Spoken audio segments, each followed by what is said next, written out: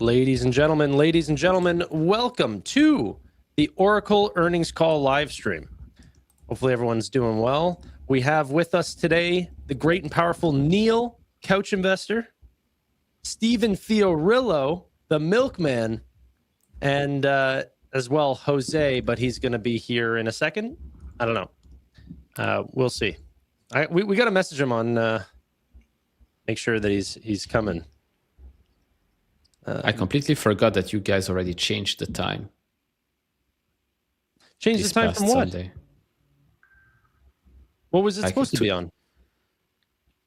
Usually for me it's 1 hour later than this, but you guys have already switched.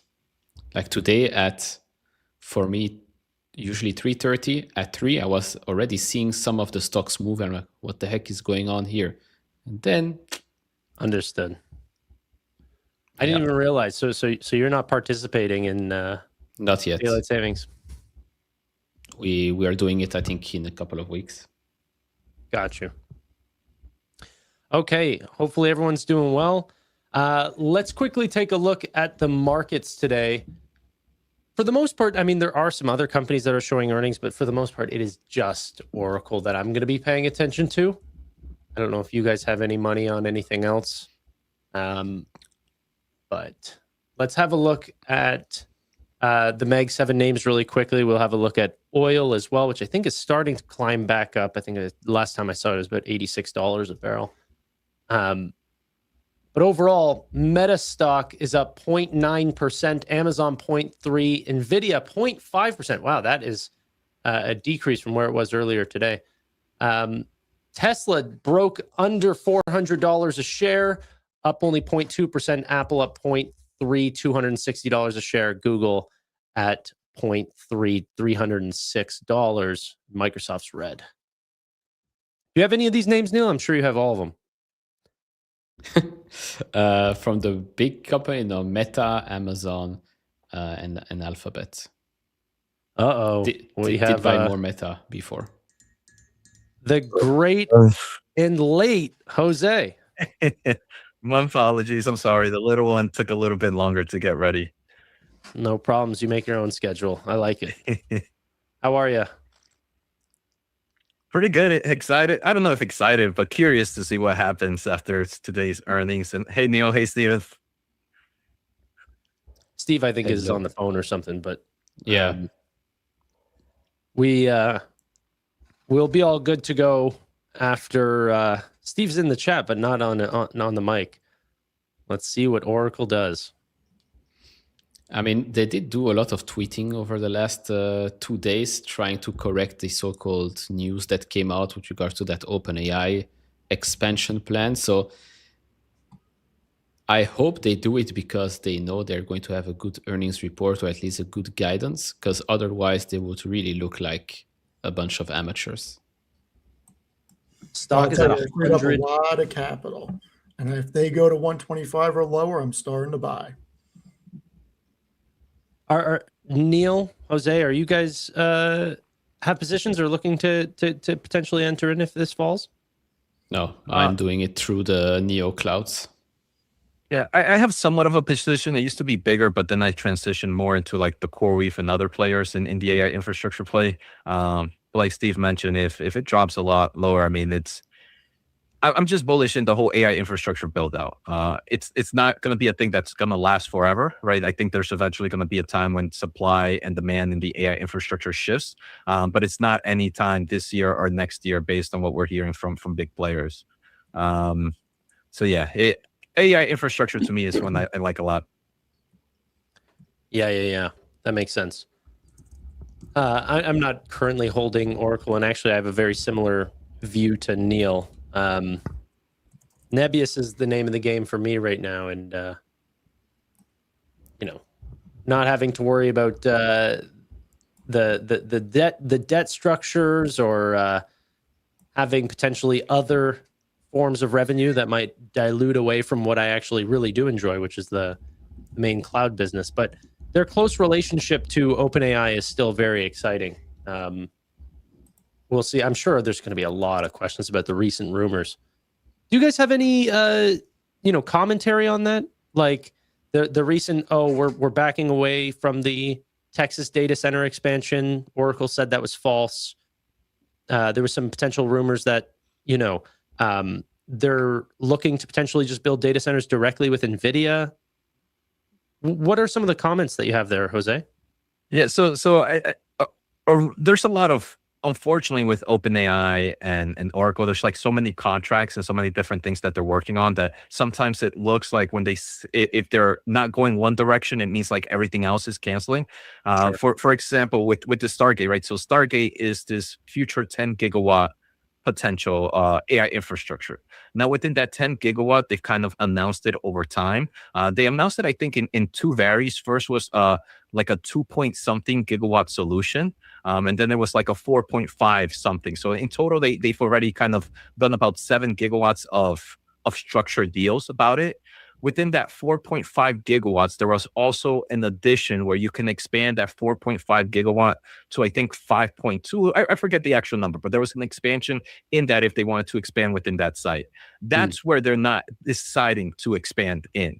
And I don't think it's necessarily the worst thing eventually. In this AI market, especially with AI inference, you're going to want to have your data center solutions closer to where the demand is, very similar to how cloud players are right now. And just a year ago, I thought we saw rumors of like Microsoft ending some data centers. And it's not that they're ending a data center. It's like, we thought we were going to need the demand, let's say in New Jersey, but we actually need the data center demand in California instead. So it's like, it's not a shift in the compute needs. It's just a shift of where the compute need is needed. So Wow. while they might not go into the Texas facility, I think they mentioned that they're working with them on, I forget what state it was, Oregon or Washington, one of those states that's where the expansion comes. So I think the market right now is trying to find, again, any reason for this AI bubble to pop. And deals like this happen all the time in the data center where you had the ability to expand, but then you decided or figured out that you needed it somewhere else, which was A-okay. And no one used to blink an AI back then, but now because of this AI story, it automatically means AI doom story in the ecosystem. Steve, what do you think's going on with oil right now? If you can speak right now, I don't know if you're muted.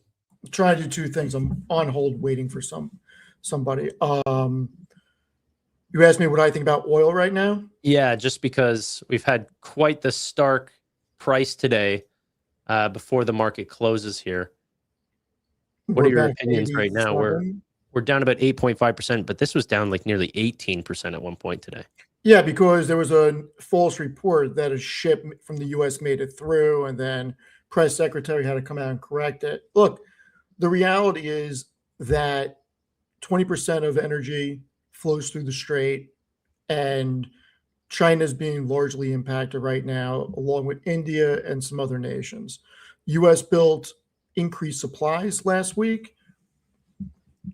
I think this is a nothing burger if this gets cleared up soon. The big problem is, what does the consensus CPI report say tomorrow? So nobody cares about February anymore. It's a backwards looking report. The bigger thing is, what does the CPI for March look like? We're at the beginning of March right now. So I think it creeps higher. And then if we get an increased inflation report next month with even higher consensus for April, it's going to push the Fed against the wall, and you take one cut off the table potentially, because higher oil equals higher input prices. It equals higher transportation costs, which are key recipes for increased inflation. You can't just start cutting when that happens, and it also makes it a risk-off narrative and hurts the growth narrative. So this needs to be over sooner than later. I think it will. Saudi Arabia can only ship so much through the left side. I forget what that little river is called, but the majority of their oil, along with the UAE and Kuwait and Iraq, goes through the strait. So this is going to get resolved one way or another in the next week, I believe. I could be wrong. I just think too much depends on that strait being open. So I wouldn't be surprised if oil's back at 75 sometime next week. There's a lot of potential. I don't know if this is rumors or not. Even Trump is getting around to commenting on escalation of putting mines in the Strait of Hormuz. Trump said that if that actually does or did happen and they didn't get intelligence of this, that the quote unquote the military consequences to Iran will have been at a level never seen before. No, I don't think Iran should play around right now. I mean, the U.S. just took out, and I don't think anybody likes war, but the reality is that this is not an administration to play around with. Neil, Jose? Neil, are you following the oil names?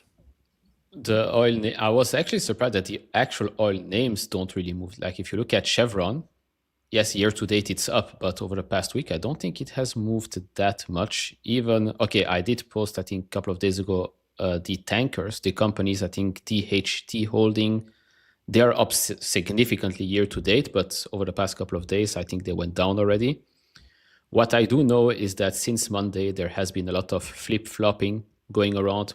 Oil reached $119, then it crashed 30%. Every headline can move the price, whether it's up or down. If it can go up 10% in a minute, it can definitely go down 10% in a minute. I don't really pay attention that much to it right now, but as Steven said, if it does stay higher for longer, it's definitely not good for the potential 2 rate cuts for this year. Jose, anything? No, I mean, I'm just following what's happening, but I want to say I'm not smart enough to determine how it's going to affect my stocks or anything. So I just write it out for my own company. So I'd rather hear Steve, you or Neil talk about this instead. Definitely not me. I'm on your side here. Yeah, I want to know more about Oracle, though, as the market's about to close here in the next 2 minutes. Currently, street expectations is $16.9 billion of revenue for this quarter and $1.55 for EPS. I'm curious your guys' take on if we end up beating and then also if we end up pumping. Sort of 2 separate questions I'll go around, Neil. Do we end up beating and does the stock pump after earnings? Okay, so right now, options market indicate a big move, which we're not surprised. Polymarket says there is a 75% chance. Polymarket, people are betting on the fact that it should be a beat, 75% chance of that happening. Do I think they will be correct? I don't know. It's a betting market, either yes or no. I couldn't care less. But the result, if they do miss, a tiny miss, if comments during the call aren't good, CapEx is increasing, but the money isn't flowing back into Oracle, even though this name is already beaten down by a lot, it can go lower and it will take every neo cloud player down with it. No question about it. Now, on the flip side, if suddenly they do show some strength, we know the RPO is huge, but then again, that doesn't mean much. But if they do say that, look, we are going to start to recognize a big amount of revenue next quarter or in the next couple of quarters, then yeah, the stock pops and everything else pops as well. The headlines are going to look a bit different, but they have a lot to prove. That's the thing. They have a lot to prove because free cash flow doesn't exist for Oracle, and they do have a mountain of debt. So we'll see what happens. But yeah, they've got a lot to prove. Plus, Larry Ellison has to fund the acquisition of Warner Brothers pretty soon. So he needs Oracle stock to go up. Market's about to close here in 5 seconds. I just put a poll in chat. Will Oracle pump or dump? Currently, 65% of people say dump. Let's see. Supposedly, we get the numbers at 4:05. Stock market is now closed. I don't have a bell. I'm sorry, guys. I have this. What the hell is that metal straw you're using? It's a metal straw. Yeah. Plastic's bad for you. Was this the quarter that I always forget, like a month in AI time is like 3 days in real time. Was this the quarter that they took this massive debt for building a huge amount of cash? Did that happen recently? Something about $50 billion that they wanted to take out. I forget what was the actual number, but they were going to do with a mixture of debt and then a mixture of selling shares. I don't know if that got executed or in February. It was in February. Okay. Yeah. $45 to $50 billion of gross cash proceeds during the 2026 calendar year. That's what they expect to raise. Currently, we are up in the after hours. Might be a little too early to call. Remember, I think the time is 4:05. That's Yeah, the I mean, what I'm worried about right now is their long-term debt reading 120 to 130 billion, while capex increases so much that it overshadows any EBITDA or cash from operations appreciation that we see quarter over quarter and year over year. And that's why I think that we are more likely to see a dump after they report once people go through the numbers. And I will be looking to take a long-term position if the investment narrative stays the same, because the forward estimates on what they are looking to produce are so strong. When I look back at Amazon, Alphabet, and Microsoft, I think Oracle's 2 years behind on the cycle. And if I'm correct doing my math, the next, not next year, but the following year could look incredible for Oracle. So this goes down, I'm a buyer. That's fair. That's fair. I think the capex is, if it's like any of the other big tech names, it's going to be way more than people are expecting currently. Yeah, but the difference is, unlike the others, Oracle is in a negative net debt liquidity position to the tune of 80 billion. They only have 19.5 billion in cash / short and long-term investments and 99.8 billion in debt. So they're already on a slippery slope. The Ellisons just they swallow up debt. It means nothing. They love it. Yeah, they love it. But in a lower rate environment, if we end up getting 2 or 3 cuts this year, and if we get a cut or 2 next year, pretty sure they're going to be able to refinance a decent amount of the slate, which will expand margins. There's a lot of things long-term that can go right for Oracle. Okay, I have all my pieces of news here getting ready. We're going to try to get the earnings as quick as possible. I'm on their investor relations. I don't hear you hitting enter.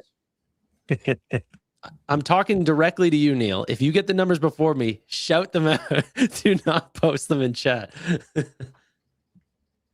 Is that what he did last time? Yeah, he's just like texted. He's like, I texted it 2 minutes ago, and I was like, I work in the shadows, my friend. You got a microphone, brother. Tanner, you need a Bloomberg terminal. Yeah, I mean, we all don't have the money like you do, Steve. So, I mean, I'm not getting one. There's no reason for me to get one. I know you won't even get Fiscal AI. Hell no. You you don't want anything that's not Google Sheets. Makes me remember the numbers. Yeah. Sometimes I don't have time to go back to a spreadsheet. I need to be, Johnny on the spot, ready to go. Let's see. Coming up, 1 more minute is the expected time for Oracle. We're just sort of waiting here, slightly in the green.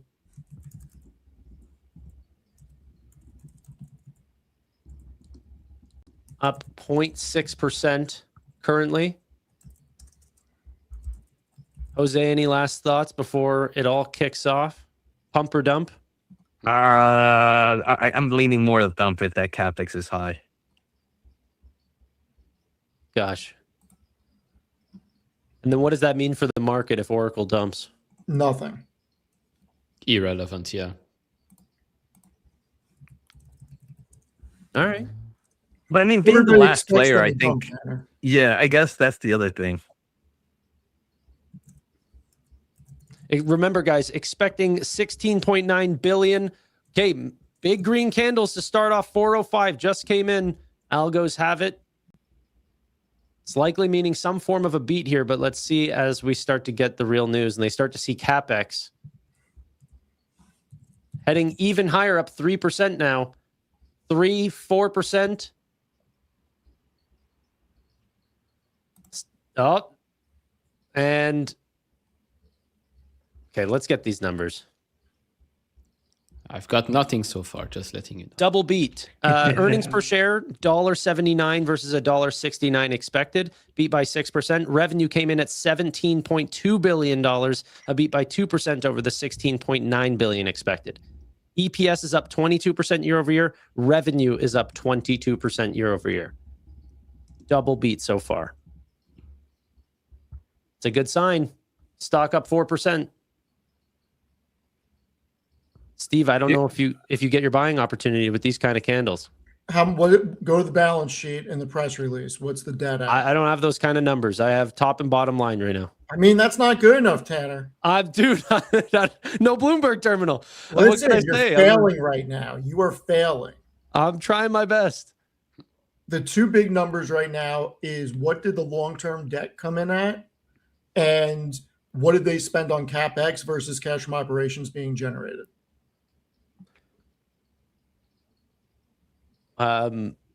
Someone did say that, let's see, we expect revenue of 67 billion and capex of 50 billion for fiscal year 26.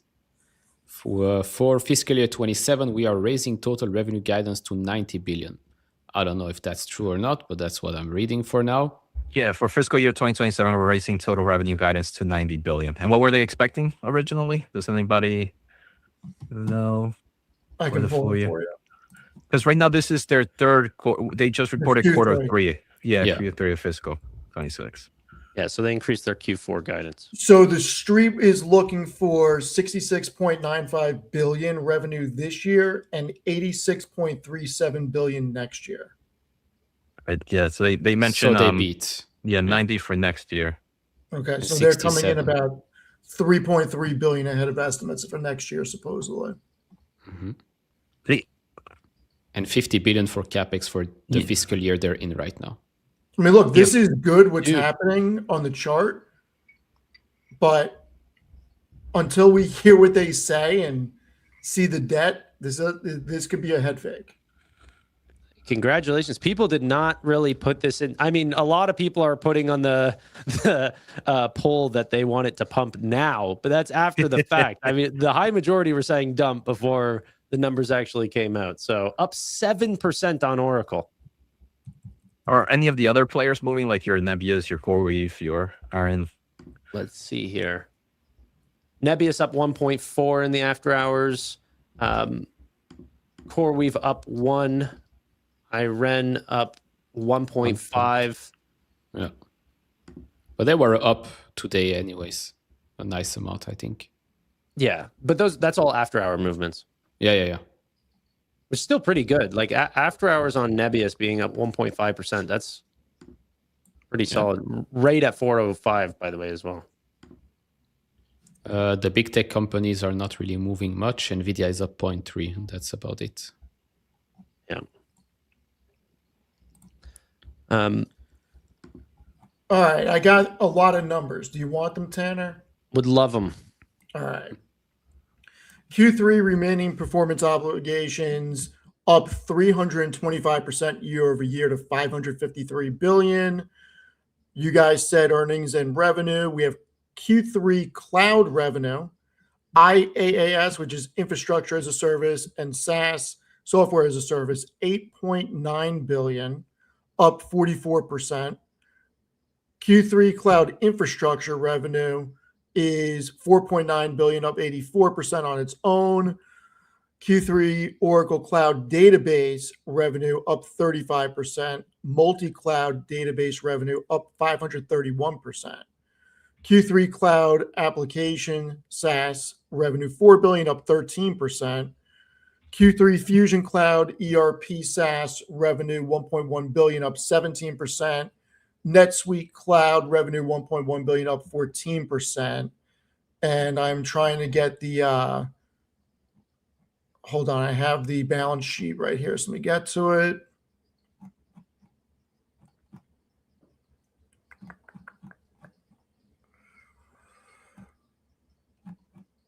Which part are you looking for?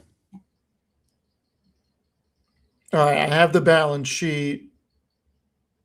Ooh. Cash and cash equivalents went up. They must have borrowed a hell of a lot of money. Yeah, they mentioned they brought up 30 billion so far in forms of bonds. They talked about it a little bit under that on capital funding. Yep. I don't know whose screen it is, but Oracle raised 30 billion through a combination of investment grade bonds and mandatory convertible preferred notes. One thing I did right there, exactly there. Yeah. Like the second line, within days of announcement, Oracle raised 30 billion. But it seems like they still haven't done the at the market equity portion. So I wonder if that could create some short term on the price, because they still need 20 billion that they need to raise out of this 50, and it seems like that's going to be at that market equity side. Yeah, their net liquidity is roughly the same, 38.4 billion in cash and cash equivalents, but they now have 125 billion in debt on the balance sheet long term. Where's the cash flow statement?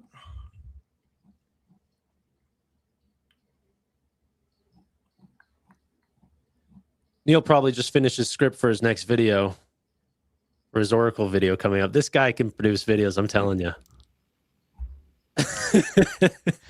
I should work for Netflix. Oh, that's funny. Um, Stock holding up pretty well, though. 6.6%, 6.7% here in after hours.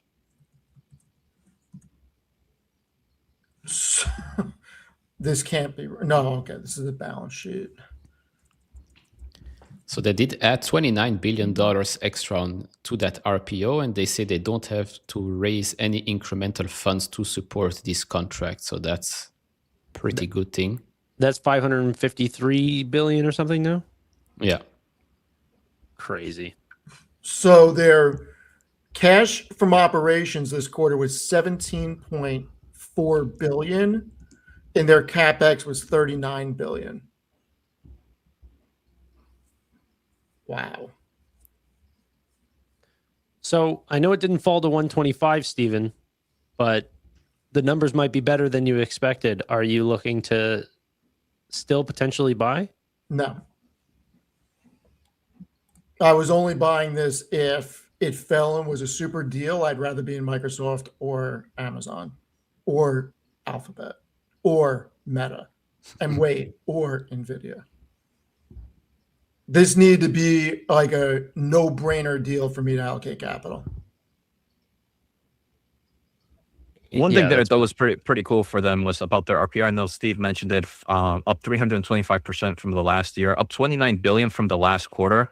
But they mentioned that most of the increase in RPO does not need for them to raise any incremental funds to support these contracts. So, Jose, you're like Pumbaa in Timon and Pumbaa. When I say something and you don't listen, and 3 minutes later you repeat the exact same thing what I've said. So you're Pumbaa? Did you talk about this already? Yes, 3 minutes ago. You sure you were muted? No, because Tanner responded. I was too busy reading. So much easier being the host. All I have to do is listen here. And I don't follow Oracle at all, so I'm just making sure that we have the video ready to go whenever you guys read through the actual company. I'm going to make sure we have the webcam or the webcast for 45 more minutes. And I don't know if anyone follows this AeroVironment, but this company went down 2.5% today, and then another 10% after earnings. Is that an airport in Mexico? No, it's not. It's the drones defense types of companies. Yeah, not great. Oracle up 7, however. I find it crazy that the number one metric that they're showing off, like whenever you see a company, for SoFi it might be new members, for other ones top line sales. This one, remaining performance obligation, is the number one metric that they're showing off.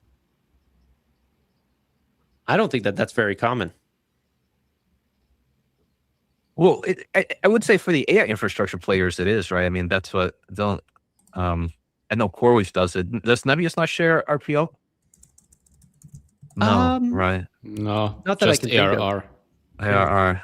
I also wonder if it's different customers, all about, I guess, the contract length as well. Because I know Amazon does it, right? I mean, Google does it as well. Microsoft does it as well. They all so it's very common, I guess, in the cloud space. It seems like Nebius is the only one. Does Aaron do it? No, Aaron doesn't do it either, I don't think. Well, I think Amazon and Google and all them do it, but do they really? It's not the first thing. Yeah, they don't really throw it in your face. I think Google even, I think they might have said it on the like you had to wait or something for the earnings call or something. Mm-hmm. I guess for them, because the story is they're spending so much money, they have to really show you, look, this is why we're spending this money. This right here is where all this money is going to go to.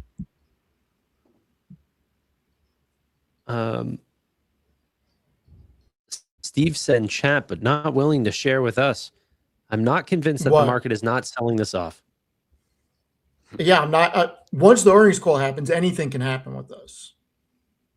I mean, You they think we can could see a say big- some stuff that the market just interprets the wrong way.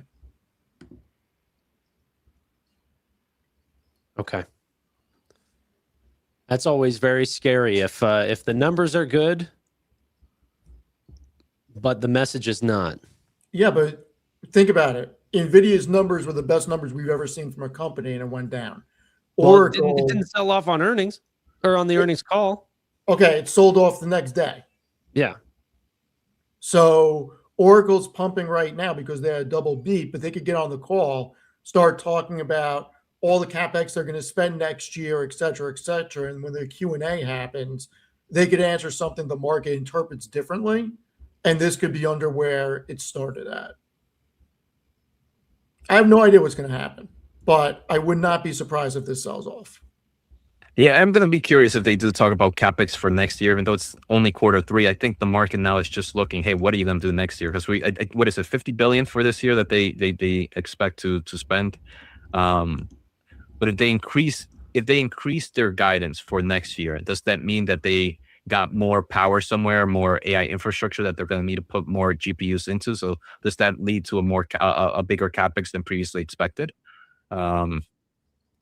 So would hopefully some analysts ask, what's your 2027 looking? Is it going to be some incremental growth? Is it going to be flattish? What's the story here? Yeah, that organic growth statistic is still pretty interesting here. So just looking at the total numbers, this is, if people didn't end up hearing from the beginning to now, this was a triple beat. Raise on guidance, beat on revenue, beat on EPS, RPO increased. Quadruple beat, as Steve would say.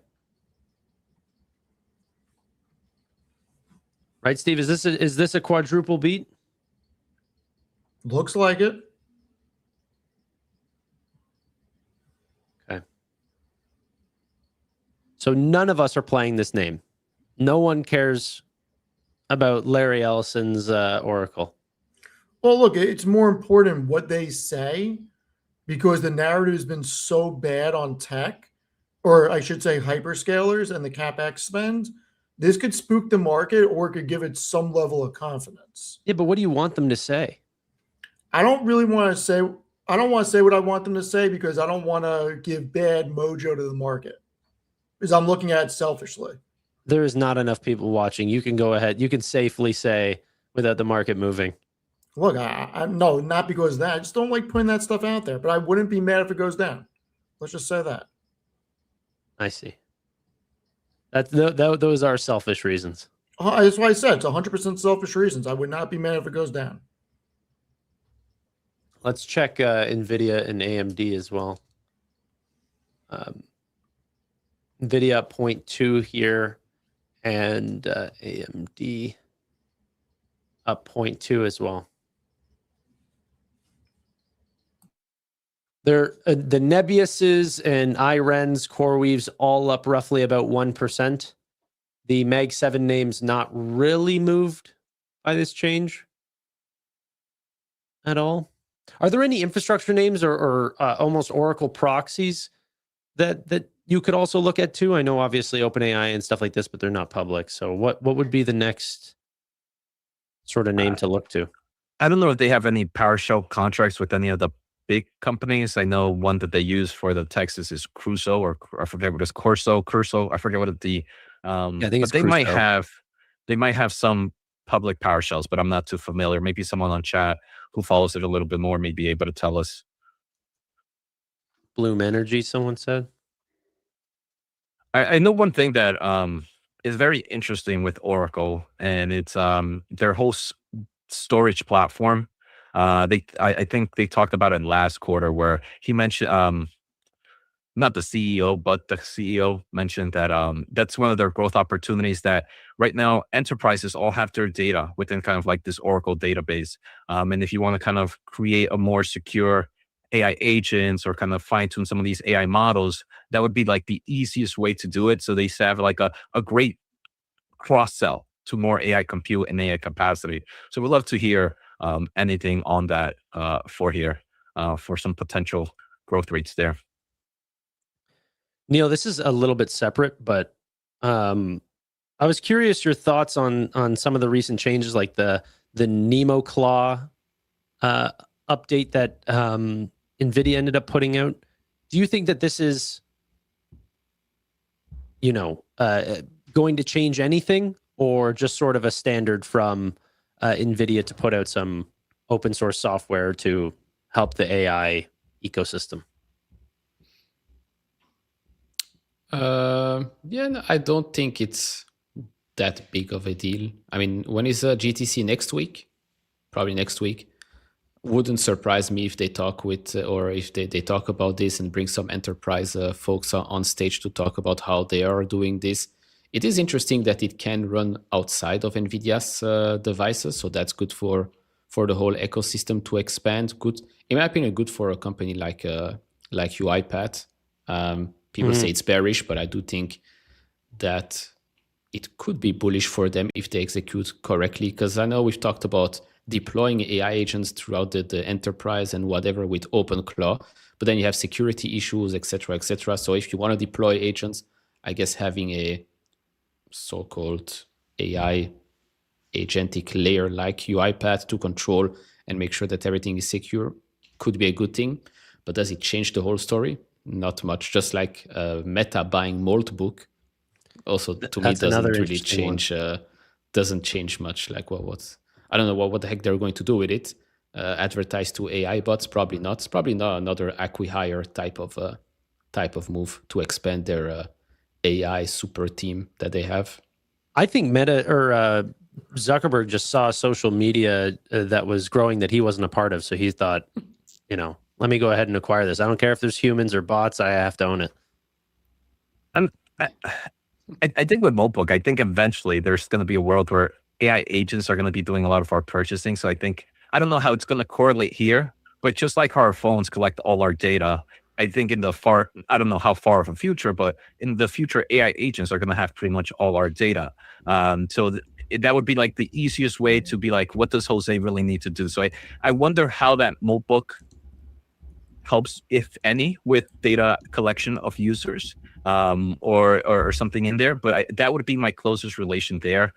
I actually want to share some thoughts on that Nemo Claw. I actually think it's a really big deal. And exactly why Neil mentioned it, though. Neil was going in the right direction. Right now, enterprises are not using AI agents to like OpenClaw because of that security reason, right? Because of that security reason, a company is not going to want to put these stuff out there. But if NVIDIA is out there able to create this open source solutions, how many new enterprises are going to say, look, we can now try this AI agent. Now you're going to give all these employees an AI agent that's going to be able to do multiple tasks. The demand of tokens would increase dramatically, which would then push for more AI infrastructure needs, for more AI solutions. So I think it's a nice pickup for the overall market, because the enterprise place is definitely the place to kind of see that token explosion right now. I don't think we're in that consumer space. So if you can get more people to go into the enterprise space and see that token explosion happen, I think it would be really good for the whole AI infrastructure market. Oracle now up nearly 8.2% right now. So big explosion, the opposite of what Stephen Fiorillo was looking for, the shorter of Oracle. Absolutely hates this company and wanted it to fall, but he did not succeed. So congratulations to all the bulls. I didn't say that I hate the company. I just said if it fell for the wrong reasons. We all heard what you said. We know exactly what you said. You said you wanted the bulls to lose money. So I did not say that, you know it. So for the actual earnings call, Neil, Jose, do you guys want to listen to the earnings hub thing? Do you think that was beneficial last time, or do you just want to listen to the webcast, like the official one? I mean, I think the official one should be an interesting one this time because they do have a lot to tell us. Do if you we know what I'm skip- saying? Like in terms Yeah, of because it had the chart. Remember, Neil? yeah. I thought the chart was fine. I think we saw some movement. It gave at least some reason to some of these people to see. Because if not, you can't share a chart right down. Not that I care, but I know the viewers care. I think the viewers care. Not that I care. Let's do with the chart so we see exactly when and what words screwed everyone over. What Yeah, I time's the mean, call start? Steve, What time's the call start? 5. Oh my God. That's when calls start. That's when they. That's when we start. I mean, hey, this guy can't hang out for an hour with me. No, I'm just saying. Usually they start around 4:30. Some of them. There's like 2 companies that you can name. You're thinking of like Meta, and then that's it. That is definitely the one I'm thinking of. Good old Zuckerberg. I said 2 just to give you a buffer, just in case you had, you and Neil follow. By the 1,000 way, companies, Tanner, so. the White House card sucks. Say that again. The White The House UFC one? card absolutely sucks. There's an official one. Yeah. What planet do you live on? The one that's been I've been monitoring different situations. I've not been monitoring that situation. You know, They should have put Connor on it just for the fun of it. but isn't he banned? Man, he's not banned to fight on the White House alone. Nobody's banned to fight on the White House alone. I mean, it's a White House card. The fact that you are not going to have John Jones, Connor, or Nate Diaz fight is crazy. It's crazy. This would have been an awesome regular UFC card. But you made this whole big deal about it being outside on the White House lawn, and you don't have those 3 fighting on it. It's crazy. I don't know. Maybe they just said, "Hey, can we pick a card with no legitimate criminals on the card?" Hey, Connor's trying to become president of Ireland. That's yeah. And you want him to step on U.S. soil and Technically, Trump's a felon, right? I'm a Canadian. I don't know what I'm talking about. No, I wanted to see Connor Nate 3. I wanted to see Jones Pereira, and I wanted to see Ilya and freaking Makula Islam fight. Those 3 would have been incredible. Oracle stock up 7.6% now.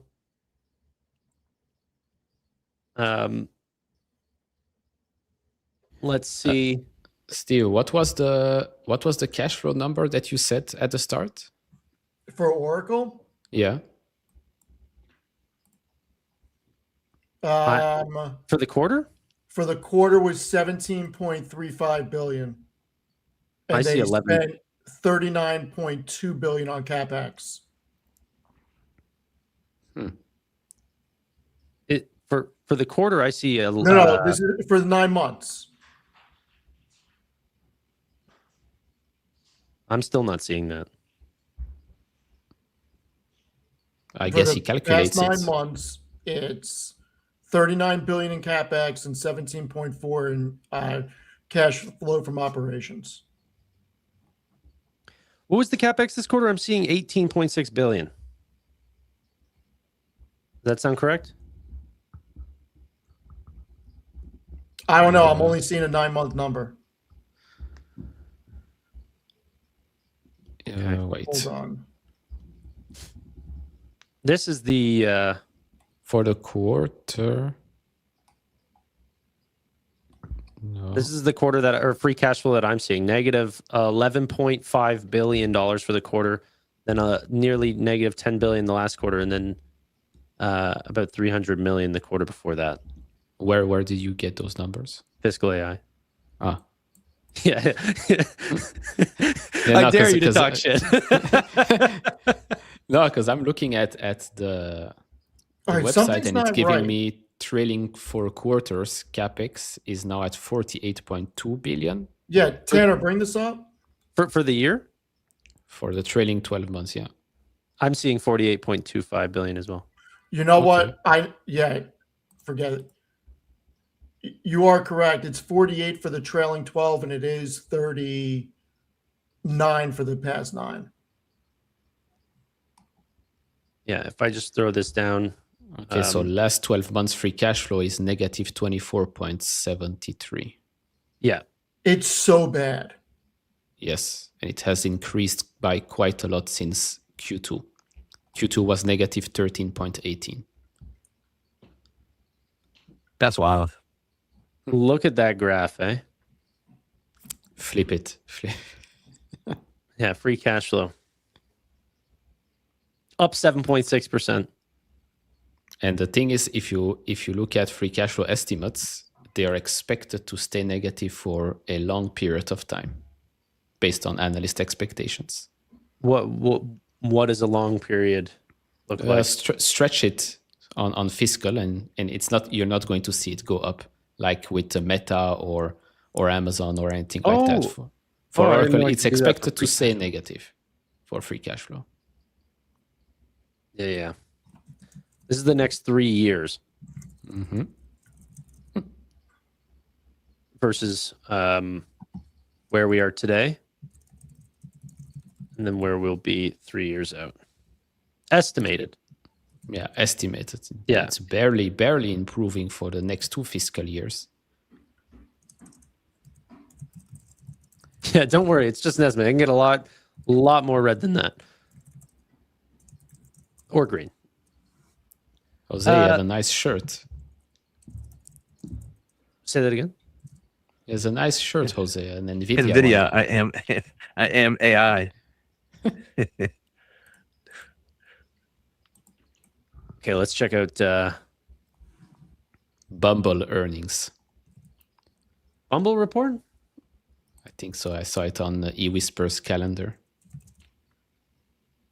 I didn't see that. Is there anything else this week that's pretty cool? Is Adobe this week? UiPath, Adobe on Thursday, Rubrik on Thursday. I said cool. I didn't know that.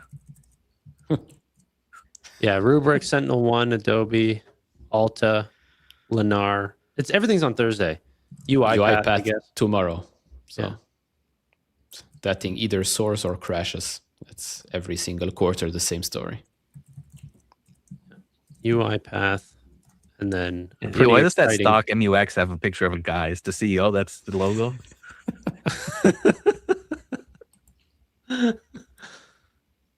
Yeah, I guess.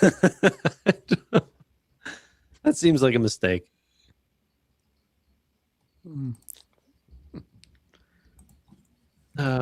Is this the famous dating app? No. Bumble. You're thinking of Grindr. Bumble is the females have to ask first. They have to talk first. What a privilege. Yeah, I was never good on the dating apps. I had to stop. At first glance, I'm pretty ugly, so just no one messages first. I'm locked out. So, I had to show them my money, and then The I YouTube took account. my SoFi shares, and then that's how I landed the girl. Yeah. This is the way. Did you guys see TSMC's numbers today? The 30%. What is it? I haven't, so 30%. I'm curious to see if it was good. Was it They do 30%? another monthly metric thing. And Jose, Yeah. you are slacking, huh? It's just I know it's gonna be good. That's the thing. I don't know. I'm just not worried about this cycle just yet.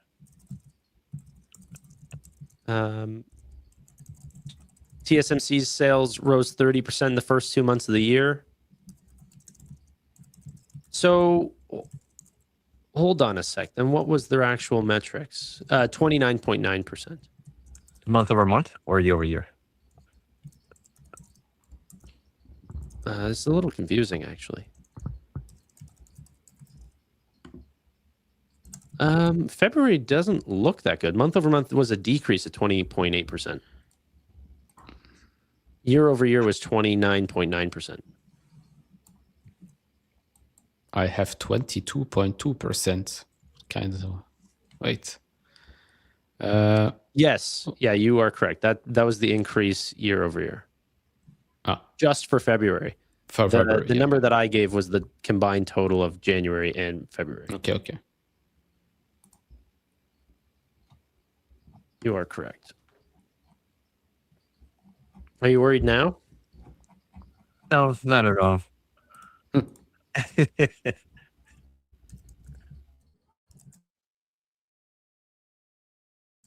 How can it be? Weapon tenant? How can it be that different from January to February numbers? I wonder if there's any holidays in February, over there. And it's a shorter month overall. The but Chinese New Year maybe, but I'm not sure.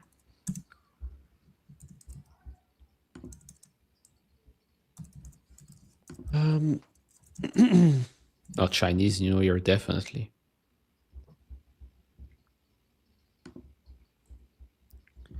Let's see if last year was the same thing. Maybe February is just a week. I was gonna say if you plot all of them, just plot them all with AI really quickly, and you'll see it's never a straight line a month over month. That's fair. That's fair.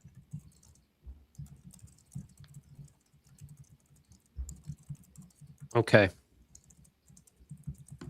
No, I appreciate you keeping me up to date on that because I didn't even see that.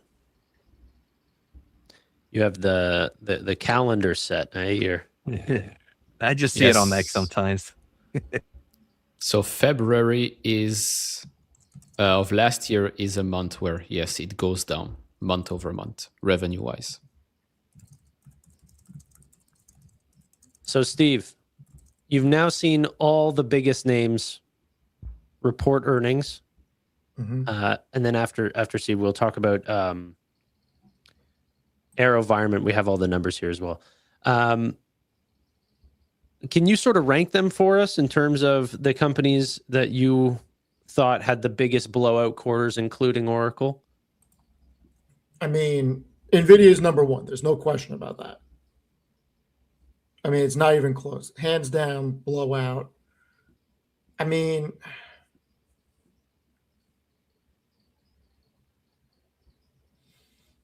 I have to go and look back at it. I mean, Alphabet's quarter was incredible. Meta's was really strong. I thought Microsoft's was really good. The market didn't like it. I think they're going crazy.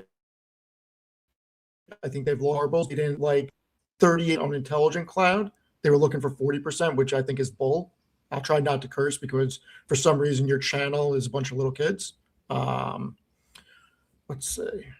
Now it's meant for 10. No. Hold on. My channel are such adults that they have a bunch of little kids and they're raising families. Okay, right. This is a family. I make sure that I put on my videos that my videos are not made for kids because I can't control what comes out of my mouth.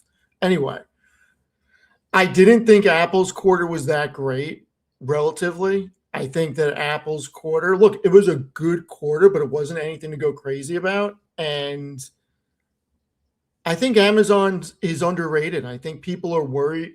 Amazon was the biggest surprise because the quarter was really good and the market got really angry that they're going to do negative free cash flow in 26. But they seem to not realize that in order for them to do negative free cash flow, according to the Bloomberg report of 524 million, I believe it was, when you spend 200 billion on CapEx, that means you have to generate over 199 billion in cash from operations to get negative 524 million on free cash flow. And that means that their cash from operations grows 60 billion year over year. So I think Amazon's the one right now I'm really focused on now that Oracle didn't decline. I got to take this right back. Based on analyst estimates, though. That's all right. Steve told me before we got on the call that he hates listening to earnings calls without a pizza, so he's just ordering a pizza right now.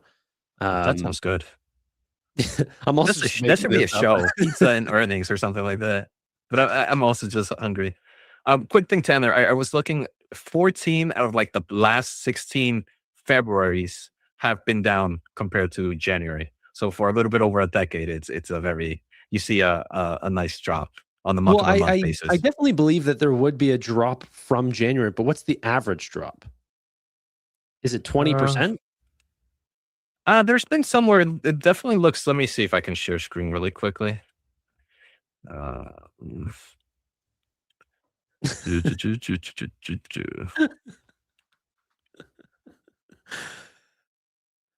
see a bunch of comments being like, Steve called us a bunch of babies, but he's the one that drinks milk and cookies. I think last year was 12% drop. I mean, yeah. What else? What are the years before that? Also, how are you getting these numbers so quickly? Where are you getting these? I'm on I shared a screen real quick. TSMC's monthly revenue website. So you're just pulling up the individual quarters? 10. Yeah. I see. I share a screen. Well, the pink is January's, this pink right here. So, I mean, here in 2023, you see a huge drop. I'm pretty sure that's more than 20%. In 2024, you saw another drop. So all these pinks, you seem like, I do think at least most of them look like at least a double-digit drop compared to January, February. But then it's just... What Substack do I have to follow to get it to see charts like this? What the shit happened? But no, I mean, I just copy and paste all that data that they have into, I forget where, Claude, and they just give me some great charts from it. Okay, I see, Neil. Thank you. Voila. You're welcome. I see. I thought it was just the individual reports, and then you're pulling but they have a historical monthly revenue. Yeah, they have the whole for the past 20 so years or so. You can have fun with Excel after this, Tanner. I've been known to. By the way, oil not stopping its climb here. So I honestly think the more it rises, the more that the markets will face a sell-off tomorrow. We'll end up seeing how that sort of tracks. Where is it now? Where is it now? Mm-hmm. Oil or the market? Oil. $87 a barrel. Okay, so... And as long as we're not going back to the high 90s, I think for now it's okay. It just felt so good whenever it was at like $77, $76. Yeah, but it also felt horrible at $119.5 for 5 minutes. I took that day off.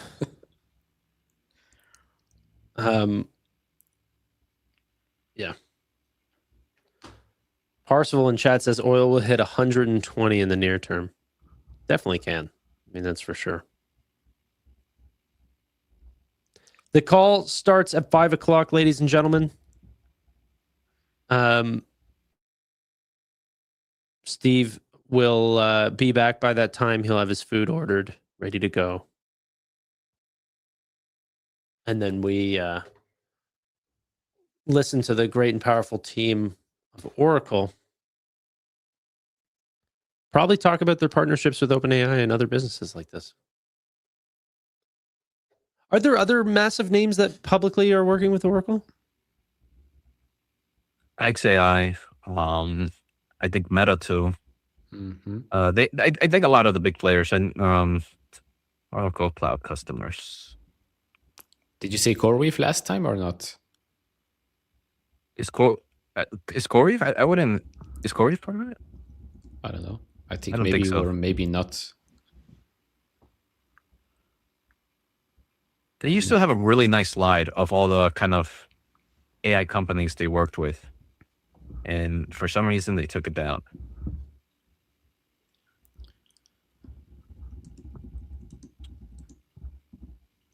Okay.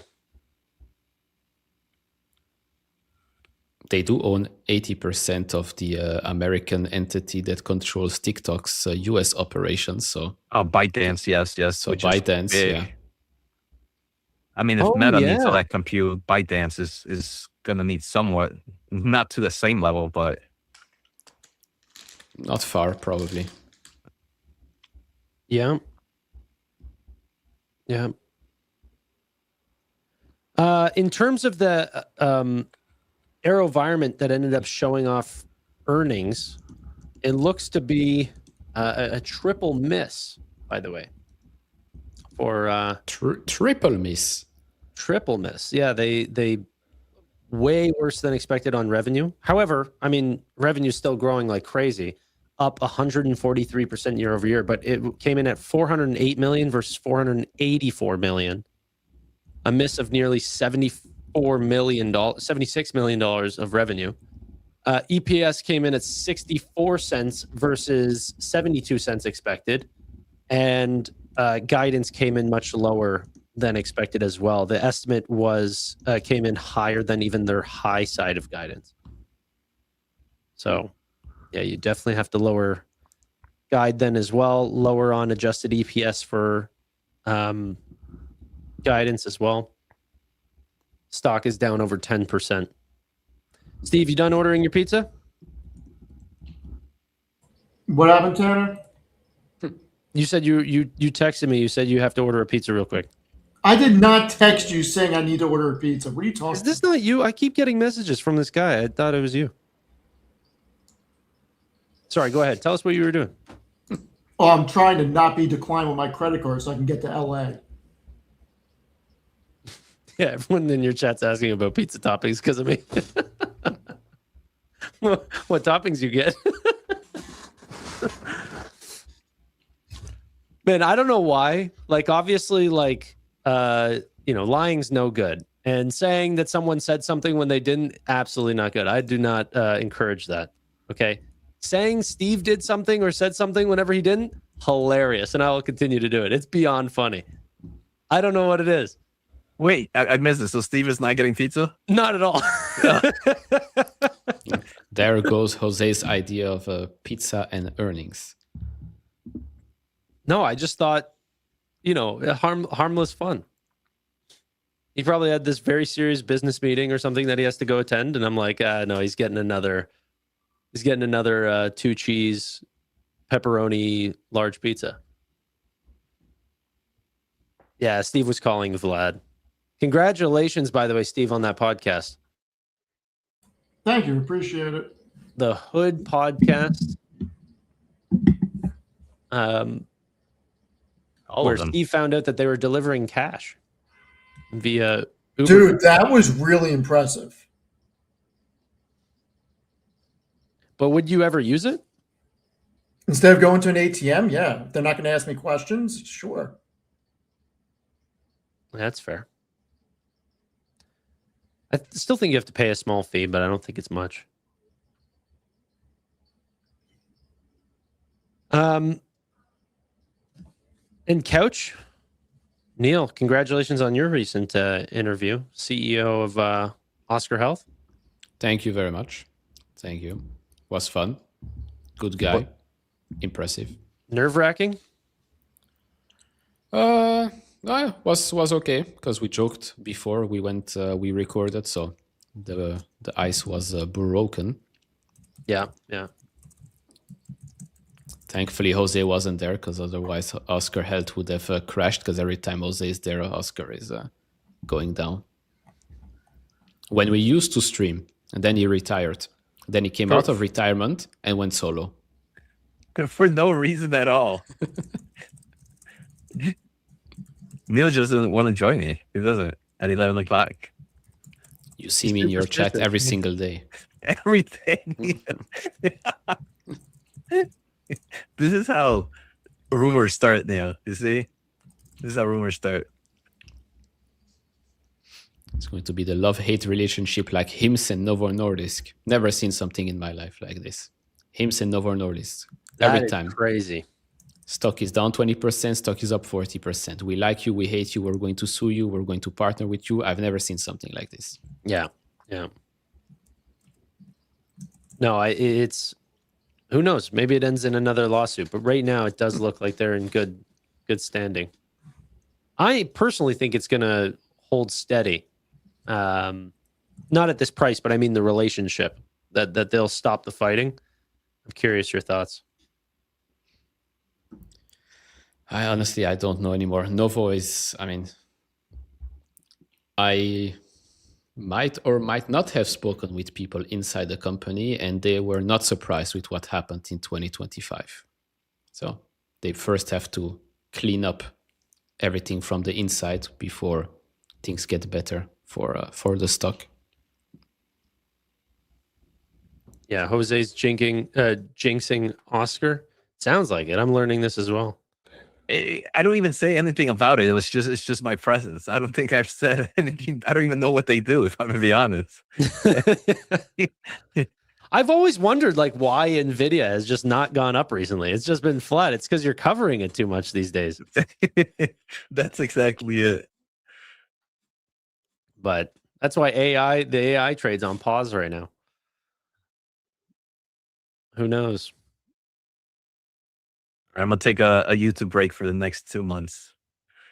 Yeah, unbelievable record break. This is a record-setting rally. We've never seen anything like it. Yeah. Okay. Call is in about 7 minutes or so. So we will have Oracle on. Let's see if we can get any coverage, by the way. We are the coverage. Sorry? We are the coverage of Oracle. We are the coverage. I was trying to get some professional coverage rather than us amateurs. Yeah, I don't think any of us hold this. Steve's not buying, but it is important for the AI trade. It's important for tech, SaaS in general. This is an important one to listen to regardless of if you have shares. Now, if you have shares, celebrate. Congratulations.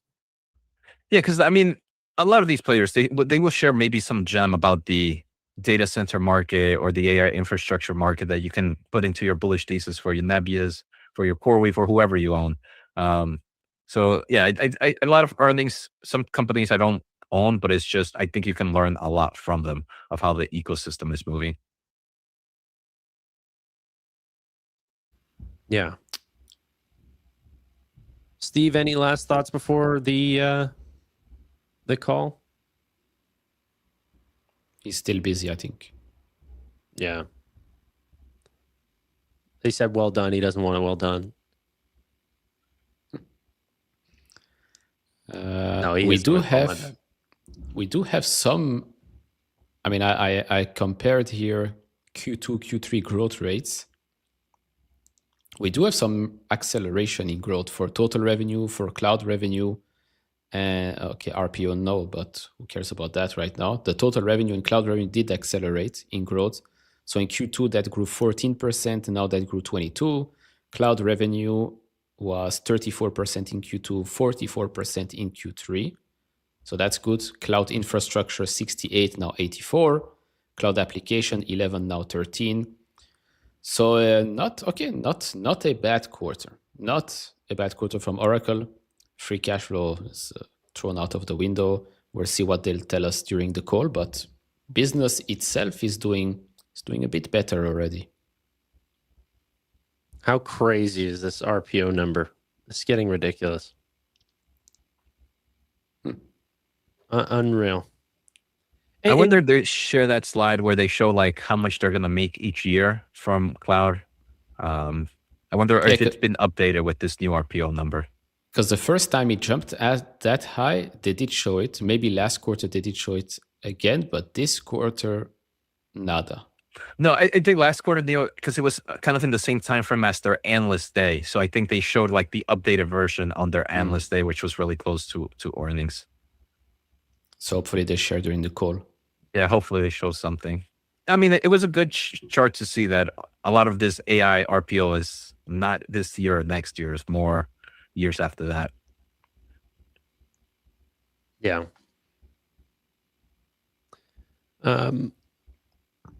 Nvidia is crazy. The fact that this thing is flat now for, I don't know, 6-7 months is something. With a forward PE ratio of 22, and that's analysts still underestimating some of that growth potential. It's wild. The Still difference crazy. between the PE, Jose, on fiscal on the front page and in the ratio, they know about You it. got the now. answer? I mean, they've known about it, but now I made sure they know about Double it down. for sure. Yeah. It's a known issue. Look at this freaking stock comp as a percentage of revenue on this $500 billion company, $430 billion, 7.7%. Like, it's actually mind blowing. That's pretty freaking high, guys. Climbing. Just curious, what would be like a typical for like the other Mag 7s? Is it like sub 2%? I and something I really don't. No, I mean, Google's always been Yeah. pretty high. I think they're around 5%. I'm sure some of them are higher, but like here we can take a look. Wow, Meta's is actually decently high as well. I would have thought they would have been smaller. I know Nvidia's 2.4%. Very nice. Yeah. They're just growing revenue like crazy. Apple's 2.5%. Amazon. I was actually surprised by Meta's. That one does surprise me. Amazon's 2.1% most recent quarter. Google's is, I think, around 5-something%. Sorry, 6%. And that's on the higher side. Interesting that this one and Meta, right, are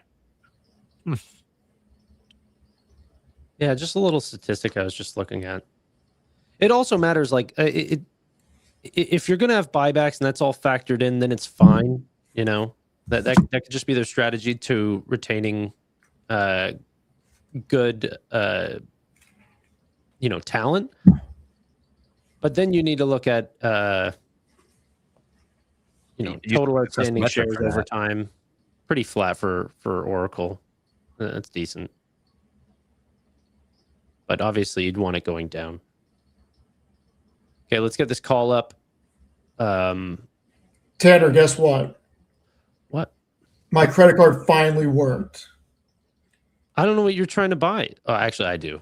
Plane ticket. Oh, okay. I can finally go to LA. Oh, yeah? When is that again? The 28th. Of this month? Yeah. I thought you were coming. I was coming. All right. Doesn't sound like you're coming. I didn't even know. I thought it was in May. There's another one in May, but this one, LA is this month. Chicago is May. Chicago is May. Okay. Yeah. What is this secret meetup? Jose, are you a part of this? No. But I'm guessing it's in the mid. It's meetup happening. It's LA meetup. meetup. It's not secretive at all. It's not secretive at all. I completely forgot about the one happening here in Jersey. And I was like, I had it in my calendar. I missed it. It was such a good time. Wait, you're in Jersey? Yeah, I'm in Jersey. What part? Union. Dude, my office used to be out there. I'm so close to Kane University. So, My office used to be 650 Liberty Avenue. Nice. So both you guys went right to the New York one. Yeah. Well, it was in Jersey, but West New York, whatever. Okay, I'm trying to get this call up. Right now, I just hear music.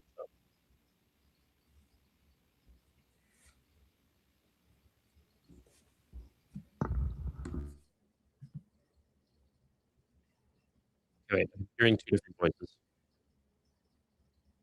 This time, I would like to welcome everyone to the Oracle You guys Corporation can hear? third quarter fiscal year 2026 earnings conference Do you have call. volume?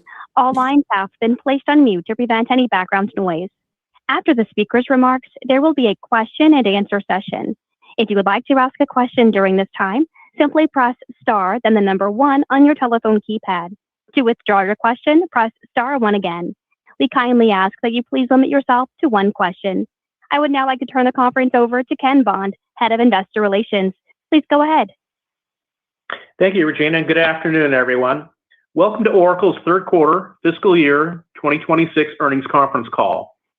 On the call today are Chairman and Chief Technology Officer Larry Ellison, Chief Executive Officer Clay Maggiore, Chief Executive Officer Mike Sicilia, and Principal Financial Officer Doug Carey.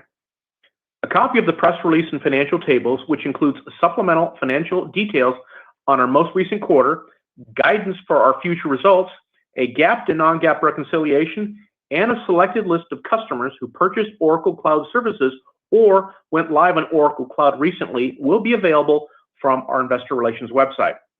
As a reminder, today's discussion will include forward-looking statements, and we will discuss some important factors relating to our business. These forward-looking statements are also subject to risks and uncertainties that may cause actual results to differ materially from the statements being made today. As a result, we caution you from placing undue reliance on these forward-looking statements, and we encourage you to review our most recent reports, including our 10-K and 10-Q, and any applicable amendments. Finally, we are not obligating ourselves to revise our results or these forward-looking statements in light of new information or future events. Before we go to the Q&A portion of the call, we'll begin with a few prepared remarks, and with that, I'll turn it over to Doug. Thanks, Ken. Let me start by highlighting the changes we are making to our earnings press release and this call. In the press release, we have laid out clearly and explicitly the supplemental financial metrics that we otherwise would have provided on the earnings call, so that each of you has the information in writing and in advance. Then, as it relates to our approach to the earnings call itself, I will be very brief and then turn it over to Mike and Clay to provide more substantial thoughts on our business. After which, all of us, including Larry, will be available to take questions. In terms of the results for Q3, we had a tremendous quarter that exceeded expectations across the board. Our momentum continues to accelerate, with Q3 being the first quarter in over 15 years where both organic total revenue and organic non-GAAP EPS grew at 20% or better in USD, as we highlighted in the press release. I'll quickly mention a couple things and then hand the call over to our CEOs. First, in January, TikTok US completed the separation of its US data operations from ByteDance into an independent company, in which Oracle now holds a 15% equity stake along with a seat on the board. In terms of impact to our financials, there is no impact to the revenue related to the services we have been providing as their technology vendor. That is continuing as it was. As it relates to the equity investment, we will be accounting for this under the equity method, and we will recognize our share of the new company's earnings for the period from the close of the investment in late January to March 31st in our Q4 results, as there is a 2-month reporting period time lag. It will be recorded as non-operating income or loss on our income statement and is incremental and additive to our financials. Second, in February, we announced our intent to raise up to $50 billion in debt and equity financing, along with a statement that we do not expect to issue any additional bonds beyond this amount in calendar year 2026. Within days of the announcement, we raised $30 billion through a combination of investment-grade bonds and mandatory convertible preferred stock, with a record order book that was substantially oversubscribed. As noted in our release, we have not yet initiated the at-the-market equity portion of the financing program. Finally, I'd be remiss not to remind everyone we are reporting our financial results just 10 days after the last day of the quarter, despite the increasing size and complexity of our business. Using Oracle Fusion, we continue to close and file our financial results faster than any other company in the S&P 500, providing us with a significant strategic advantage, as well as an opportunity to help our Fusion customers do the same with their businesses. With that, let me now turn the call over to Mike. Thanks, Doug. And as Doug just detailed, we really had an excellent quarter across the board and continue to see strong execution. So let me say a few words about our applications business. Oracle has the fastest growing, most complete suite of cloud applications in the market, full stop.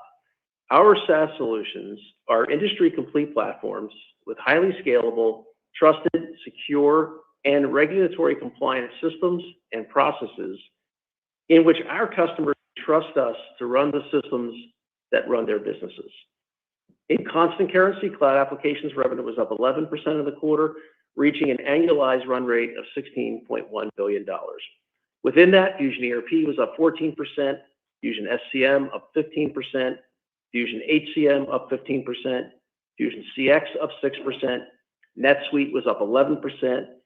Industry SaaS solutions for hospitality, construction, retail, banking, restaurants, local governments, and telecommunications combined were up 19%. So certainly very happy with the applications growth in the quarter. In the context of that, I'll say a few words about the reported SaaS apocalypse. You've all heard the thesis or theory that new companies coding quickly using AI will spell the death of SaaS. I don't agree with that at all. I do think that AI tools and their coding capabilities would be a threat if we weren't adopting them, but we are, and very rapidly. Oracle is using the best AI coding tools and the best developers, not only to accelerate our SaaS business, but to deliver solutions that enable entire ecosystems across numerous industries. The use of AI coding tools inside Oracle is enabling smaller engineering teams to deliver more complete solutions to our customers more quickly. We are building brand new SaaS products using AI and also embedding AI agents right into our existing applications suites. By embracing AI with small engineering teams, we have just built 3 brand new CX applications: lead generation and qualification, sales orchestration and automated selling, and our new website generator. In fact, we just used the website generator to build and launch the new Oracle.com. We've built these new CX products to help our customers sell, not simply to administer a forecast or generate email opens. These are 3 products that Salesforce.com does not have. And of course, Salesforce.com also doesn't have OCI, the AI data platform, Fusion ERP, and complete industry suites. Complete AI-powered end-to-end ecosystem automation platforms are quite unique to Oracle. In addition to that, we've already delivered well over 1,000 agents right inside our horizontal back office and industry applications. This doesn't even include the agents that our customers are building themselves or the fleet of agents that we're using internally. These are AI features built right into our applications and existing processes. And a great example, I think, is in healthcare, where our brand new AI-powered ambulatory EHR, electronic health record system, is live in the market, and the results are quite clear. We're reducing administrative overhead. We're allowing clinicians to see more patients. We're improving access to care, and we're increasing provider satisfaction. In another example, in banking, we provide a comprehensive AI-powered SaaS platform, including everything from commercial banking, retail banking, investment banking, anti-money laundering, financial crimes and compliance, payments, supply chain financing, CX, ERP, and HCM. That banking suite alone contains hundreds of embedded AI agents, all available at no additional cost to our customers. In retail, our AI-enabled solutions span merchandising, assortment planning, supply chain management, point of sale, commerce, and of course, ERP, CX, and HCMs. In summary, these are not systems that can be replaced by a small collection of niche features cobbled together and bolted on in the name of AI. So yes, some smaller or single-focused SaaS players may well be disrupted, but Oracle will not be among them. Now let me focus on a few key wins in Q3 in the application space. And by all means, this is a very short list, not an exhaustive list. Memorial Hermann Health System selected Fusion ERP, SCM, and HCM. This was a win over Workday. University of New South Wales also selected Fusion ERP and HCM, also a win over Workday. Gray Media selected Fusion EPM and ERP, a win again over Workday and also over SAP. Investec Bank selected Fusion EPM and ERP over SAP. HID Global Corporation also selected Fusion ERP and SCM over SAP. Ethiopian Shipping and Logistics Services Enterprises selected Fusion ERP, SCM, and HCM, again, over SAP. A major Wall Street bank elected to standardize on Fusion ERP for the entirety of their business and all of their business units, replacing SAP, full stop. Loudoun County Public Schools, Fusion ERP, EPM, HCM, and SCM. The J.M. Smucker Company selected Fusion ERP and EPM. Westfield Insurance picked Fusion ERP, EPM, HCM, and procurement. Mitsubishi UFG Financial Group is an existing cloud customer and database customer. They are now moving into both our Fusion ERP and industry SaaS applications. STC Kuwait, an existing major tech customer, is moving EBS to the cloud to support their growth. So just this very small list of major applications wins in the quarters. In the quarter, we had over 2,000 customers go live in Q3. 2,000 customers, when you think about our industry applications and our Fusion applications put together, over 2,000 of them went to live. And more importantly, we continue to see the median time to live decrease. A very small sample of go lives in the quarter. Hearst expanded their ERP with EPM as well as HCM. J.M. Huber Company is now live across Fusion ERP and SCM. Emirates Health Services went live with HCM, which enabled a comprehensive HR, payroll, and talent suite to elevate their workforce management. Niagara Bottling went live on SCM, moving from on-premises ERP to Fusion. Seadrill is now live across ERP, HCM, SCM, and EPM. Again, with 2,000 go lives in the quarter, that's just a very, very short list of go lives, but you can see hopefully not only momentum, but multi-pillar momentum with these customers. I also have an equally short list compared to the overall list of key tech wins in Q3. Lockheed Martin selected OCI High Performance Compute to scale AI across their environments efficiently. Rhombus selected OCI Compute, networking, and storage for AI video and security across all of their workloads. Lucid Motors selected OCI Core Services for data and connectivity in order to expand into European markets. Infomart in Japan selected OCI for their mission-critical B2B platform. Claro Brazil selected OCI Alloy for sovereign AI. Air France KLM, which is a multi-cloud win, featuring a win with the Oracle database at Azure, and that led to a 13x performance improvement at a significantly lower cost for Air France KLM. Activision Blizzard, an existing Oracle e-business suite, was also an Oracle database at Azure win. Oracle's embrace of AI across our strategic applications is leading to broader enterprise conversations with our customers involving our full stack: OCI, AI data platform, Fusion applications, industry suites. These conversations are about ecosystem automation. They're not about single apps. They're about automating the entire ecosystem. And they further been enabled by our simplified go-to-market model, which we spoke about in our last earnings call. This is allowing us to close more multi-product deals with more customers, combining the power of the Oracle database, our OCI platform, our AI tooling, and our complete applications suites. In constant currency cloud applications, deferred revenue was up 14% versus in-quarter cloud applications revenue growth of 11%, which further supports our acceleration thesis. With that, Clay, I'll turn it over to you. Thank you, Mike. Okay, so I'm going to talk about two segments of our business: our multi-cloud database and AI infrastructure. Both are growing extremely quickly. Multi-cloud database revenue grew 531% year over year. AI infrastructure revenue grew 243% year over year. Both also have demand that exceeds supply and a clear execution plan from Oracle that will rapidly turn that demand into profitable recurring revenue. Oracle Database has run on any hardware and operating system for decades. Oracle Database Cloud Services, up until recently, were only available in a single cloud, OCI. We created our multi-cloud partnerships with first Microsoft, then Google, and finally Amazon to bring the best database platform to all clouds. Those partnerships unlock an enormous backlog of demand. Our database customers who want to use our database in other clouds. This quarter, we achieved an important milestone. We have global region coverage in all of our partner clouds. We now have 33 regions live with Microsoft and 14 live with Google. We delivered significant growth with AWS, beginning Q3 with 2 AWS regions live, exiting Q3 with 8 AWS regions live, and we will exit Q4 with 22 AWS regions live. AI is also accelerating the adoption of our database cloud services.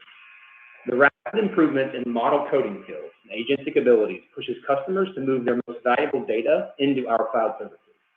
They need access to the latest AI features to support vector embeddings, MCP server access, and advanced security controls. Customers also need their data to be co-located with the agents themselves, and our multi-cloud database makes that easy. Our multi-cloud architecture brings the best of Oracle Cloud into our partner regions. This ensures that we will rapidly turn billions of pipelines into highly profitable database service revenue. Demand for AI infrastructure, both GPU and CPU, continues to exceed supply. This is directly visible in our $553 billion RPO. I want to share a model for how that RPO turns into profitable recurring revenue, as well as some operational metrics that are early indicators of our progress. AI infrastructure begins with data centers and power generation. Through our partners, we have secured more than 10 gigawatts of power and data center capacity coming online over the next 3 years. Those infrastructure investments also need funding, and greater than 90% of that capacity is fully funded through our partners, with the remainder planned to finish this month. Once the data center is secured, several things must come together. The data center and on-site power generation has to be constructed. Compute, networking, and storage has to be designed, manufactured, delivered, and installed. All the capacity inside the data center also has to be funded. We continue to innovate across each of these steps. We optimize our data center construction through standardized designs. Our supply chain has improved with more suppliers and deeper relationships. We have tripled our manufacturing sites and increased rack output by 4x, all in the last year. We have scaled our installation processes to enable multiple phases of delivery in parallel. Time from rack delivery to revenue has reduced by 60% in the past several months. We also continue to innovate on our business models. On our last earnings call, I shared multiple ideas for how we can incrementally grow our AI infrastructure without Oracle raising more debt or issuing equity. We have signed more than $29 billion of contracts since then across multiple customers using that new model. A combination of bring your own hardware and upfront customer payments enables us to continue expanding without any negative cash flow from Oracle. Of course, this $29 billion is in addition to other deals we signed this quarter. Ultimately, all of this results in capacity delivered to customers and revenue to Oracle. In Q3, we delivered more than 400 megawatts to customers. 90% of that committed capacity was delivered on or ahead of schedule, as we've consistently done over several quarters. This is why customers continue to choose Oracle for their infrastructure needs. Investing in AI infrastructure is capital intensive, but our operating model is optimized to ensure profitability. Flexible infrastructure design, high utilization, and rapid handover combined with diversified customers creates an incredible business. Increased scale spreads our fixed costs over a larger base, increasing profitability. It's unprecedented to scale a capital-intensive business so quickly while also increasing profitability. Looking at the AI capacity we delivered in Q3, our gross margin for that remains above our 30% guidance at 32%. Now combine that with our other segments of OCI, which have much higher margins, like our database services, and you can see why Oracle is growing so quickly and profitably. Our numbers speak for themselves. We are over-delivering on FY26 revenue and earnings, and we are constantly raising our FY27 forecast. This is made possible by Oracle's transition from a predominantly seasonal license business into a highly predictable, recurring revenue cloud business. Demand for AI and advanced compute will continue to expand broadly across the economy. There will be many successful models, agentic platforms, and businesses that emerge. We support hundreds of the most advanced AI customers today, and more continually want to work with us. We build infrastructure that is flexible, fungible, and can support the smallest workloads up to the largest. We continually offer the latest in accelerators, from the most recent NVIDIA and AMD options to emerging designs from companies like Cerebras and Positron. Altogether, we are confident that the investments we make now in data centers, compute capacity, and customer relationships will only grow more valuable with time. Back to Ken for questions. Thank you, Clay. Regina, if you could please poll the audience for questions. We will now begin the question and answer session. To ask a question, press star, then the number 1 on your telephone keypad. We ask that you please limit your questions to 1. Our first question will come from the line of John DiFucci with Guggenheim. Please go ahead. Thank you. Wow, a lot going on here. So listen, I'm going to let others ask about the AI infrastructure question, but we've heard Doug talk about a halo effect that the AI infrastructure business is having on the rest of your business. This quarter was strong, and you said that the RPO increase was from large-scale AI contracts. At the same time, we're hearing from the field now that that halo effect is actually turning into business. Outside of AI infrastructure, it sounds like the go-lives are steady, but the business activity, and especially the pipeline, are up materially for more traditional cloud workloads, including dedicated region, sovereign clouds, even alloy deals we've started hearing about. In addition to what Mike started talking about with the often related apps deals, I realize these types of deals aren't the scale of these AI deals, but can you talk about what seems to be an underlying momentum building in these businesses? Am I right to be thinking of this? And if I could, on a sort of related topic, can you give us any visibility into CapEx for fiscal 27? Okay, hey, John, this is Mike. I'll take the question. So yes, we absolutely are seeing a halo effect, and let me add a little bit of color on that. As far as the apps business, the fact that we're training so many models on OCI and so closely provisioned to our applications allows us to embed very high quality AI services right into our applications, as I said, as features. So not only are we serving these customers, serving the model vendors for training, but we're also embedding a lot of the output right into our applications. Of course, we're doing prompt engineering and things like that to make it relevant to the business. But the fact that we are the custodian in our applications business of so much of the world's mission critical data, we have very close provisioning, very close proximity to these models. Putting those two things together allows customers to get value from AI very, very quickly. And if you've heard any criticism of AI in the world as well, I can't get value quick enough. Well, actually, when you bundle up as a service and expose the private data to AI, that we are the custodian of the applications, we've seen terrific wins. I mentioned some of the verticals you heard about there, but I think that's true across the board.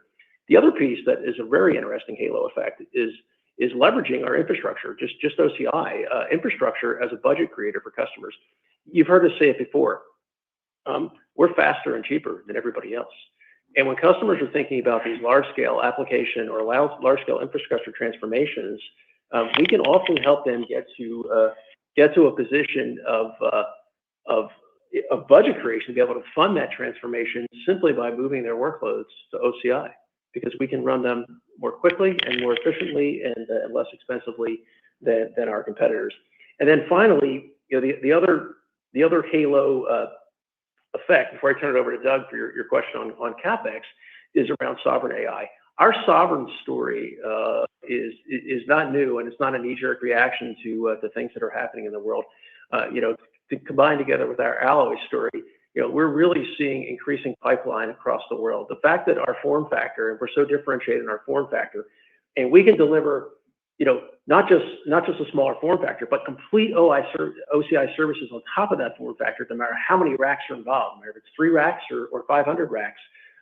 We think that's a huge differentiator in the market. So you put apps together, you put OCI AI services together, you put sovereignty together, and yes, it's a pretty big halo effect.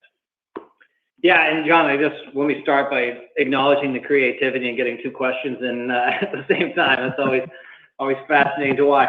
So on CapEx, I think we'll get back to everyone after the end of the fiscal year and talk about next year's CapEx at that point in time. But I will state a couple things. Obviously, from what Clay has gone through, the most interesting thing that you should start thinking about is the uncoupling of CapEx with capital requirements from Oracle. Obviously, when we have these additional funding mechanisms, there may be additional CapEx, but it doesn't require out-of-pocket cash from Oracle, which is quite interesting. So underlying that, as we remain committed to what we talked about last quarter, which is maintaining the investment grade rating at Oracle, as well as staying within the financing envelope that we talked about, obviously, of which we've announced that we're doing $50 billion this calendar year of that total. So more to come, John, on the CapEx after next quarter. Very much appreciate the color on that, Doug. And Mike, your prepared remarks on AI and how Oracle approaches it, everybody should use that because it's a logical approach. So thanks guys, and nice job. Our next question will come from the line of Mark Murphy with JP Morgan. Please go ahead. Thank you. Congrats on the acceleration, Clay. As Oracle transitions to higher levels of AI inferencing, what do you view as the right strategy for trying to optimize the location of your data centers? For instance, if you have these huge centralized data centers in Texas and Wyoming, they're very close to power, but they're pretty far from the population centers and the fiber routes that are out there on the seaboard. So, it crosses our minds that the users and the devices are a long distance away. So as you make this move more into inferencing, are you seeing any reason to try to pivot those locations a little closer to where the users and the traffic are? Sure. Great. This is Clay. Great question, Mark. So let me start by, I think, highlighting our perspective on inferencing and how that impacts kind of data center deployment. So first thing I would say is I think we are, for a while there was a lot of training going on. Inferencing is very rapidly growing everywhere and anywhere. I think it's because of higher and higher utilization of the models themselves and also new use cases. As anyone who's been using Claude or Codex recently in the software space knows, these are incredible tools that are changing how we do everything. So inferencing is going to have a huge amount of demand. Now, when you talk about data center location, you mentioned, latency is the one. Realistically, there's several reasons you might care about the location. It might be for the cost. It might be just overall availability. It might be for sovereignty. So there's different reasons to pick a location. But honing in on your point about latency, the thing I think to understand is that latency is all proportional, meaning if what you're trying to do is you're trying to do a very, very low latency trade on the stock market, waiting for the 100 millisecond round trip from coast to coast is a bad idea.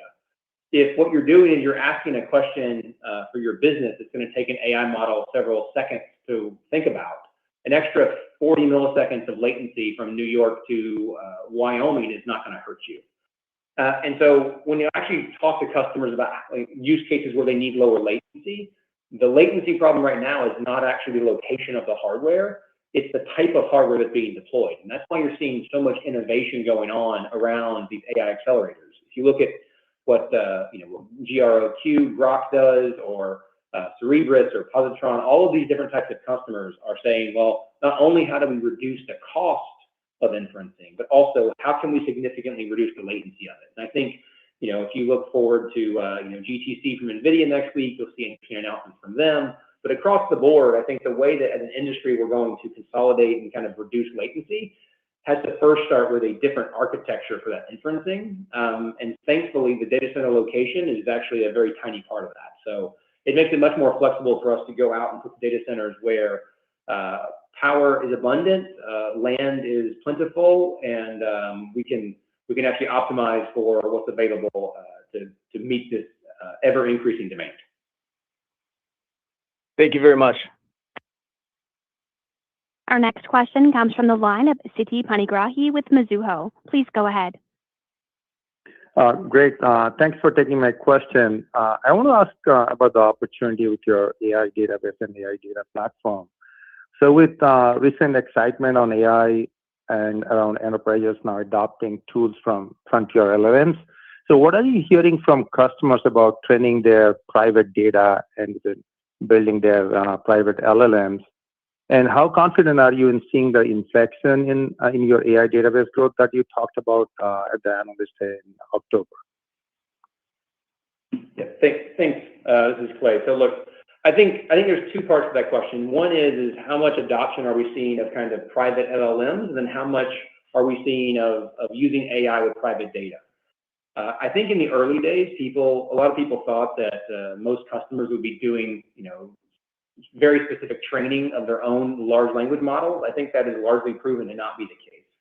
Instead, what I think is incredibly popular and growing in popularity is people taking the best models and wanting them to combine that in a private way with their private data. And we're seeing a lot of demand for that. If you listen to Mike earlier talk about how we're embedding these AI models into our applications, that's one use case. But obviously, not everything, unfortunately, runs inside of an Oracle application, and lots of custom applications are written. So we added a lot of functionality to our Oracle AI database, make it easy to connect via whether it be through MCP servers or natural language to SQL that you can use these models to use. But also, we have our AI data platform product, which is really about solving this exact problem. You have a lot of data, it may be application data, it may be custom data in different data lakes and lake houses, it may be data in a structured database. All that together gives you an agentic platform to quickly build applications on, as well as access to all of the greatest models from multiple providers. So across the stack, we're seeing a lot of momentum across that, and that's why, in my prepared remarks, I talked about the growth that we're seeing with our multi-cloud database. What we see is that for customers to take advantage of the latest and greatest AI, they first have to be in the cloud, and there's still a lot of data that's not in the cloud. And so we see acceleration of moving that, most important private data to a cloud environment, so they can then take advantage of the latest and greatest AI with that data. Great. Thanks for the color. Our next question comes from the line of Mark Murdler with Sanford Bernstein. Please go ahead. Thank you very much for taking my question, and congratulations on what's a really good quarter. Really great work. I'm going to change over a little bit and discuss on the financial side a little bit. Now that you've completed your major debt raise, can you explain, given the blend of the cost of the AI, building out the AI data center, and the cost of raising capital to fund the AI data center, how comfortable are you with the values you're creating from the AI data center business itself? And then as an adjacency, if you don't mind, can you talk a little bit more on the sovereign cloud? Can you discuss how you parlay the AI data center business into being the AI provider for sovereign clouds, and how that should impact the value of Oracle? Thanks. Sure. I think we're going to split this one up. Mark, this is Clay. I'll take the first half, and then I'm going to throw it to Mike to talk about some of the sovereign cloud stuff. So, look, when you think about the overall profitability of these AI data centers, there's two pieces. One is how profitable is it purely on the accelerators themselves. We gave guidance in the past that we see gross margin in the 30 to 40% range on that. That continues to hold for us.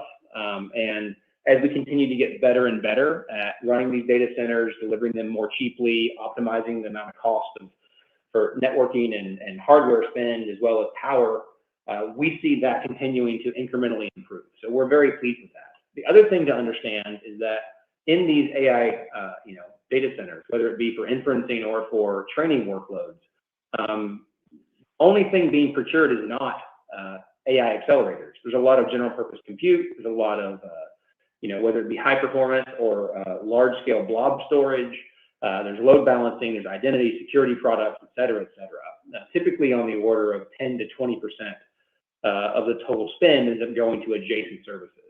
And when you factor that in, which have higher margins, depending on the mix of services, the overall profitability continues to improve. And that's without taking into account, as I mentioned earlier about our multi-cloud database business, that's a much higher margin business, more in the 60 to 80% range. It's growing very, very rapidly. And so when you combine all of these pieces together, the overall margin profile of OCI continues to strengthen and grows rapidly. I mean, the thing I would say, the question that I think is underlies this that maybe people don't understand is the limitation on the profitability is not on the capacity we've delivered.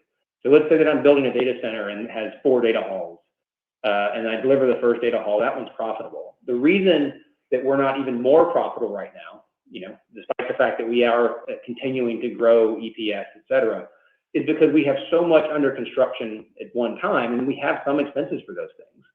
Now, we're very good at that. Right? We're very, very good at minimizing the time under which that construction is happening. We're very, very good at reducing those costs during that time period, but they're not zero. And so as our business is going through this hyper growth phase, that's the only drag on profitability. But thankfully, we're very good and getting better at delivering that capacity. That capacity, when we deliver it, is all already contracted for at a very profitable rate. So when you combine those things together, we're extremely confident in both the capacity that we've delivered and the continuing to increase profitability of our AI business. Mike, you want to talk about sovereignty? Yeah, so sovereignty, as I mentioned earlier, I think we're very well positioned. A year ago, sovereignty was about data sovereignty, and there were some faux solutions in the market where there was sovereign data from a primary perspective, but DR maybe somewhere else, maybe in another country. Of course, that's no longer acceptable. Sovereignty is about sovereign data, sovereign operations, and even sovereign contracting. Our Alloy model is perfectly positioned to deliver on all three of those things.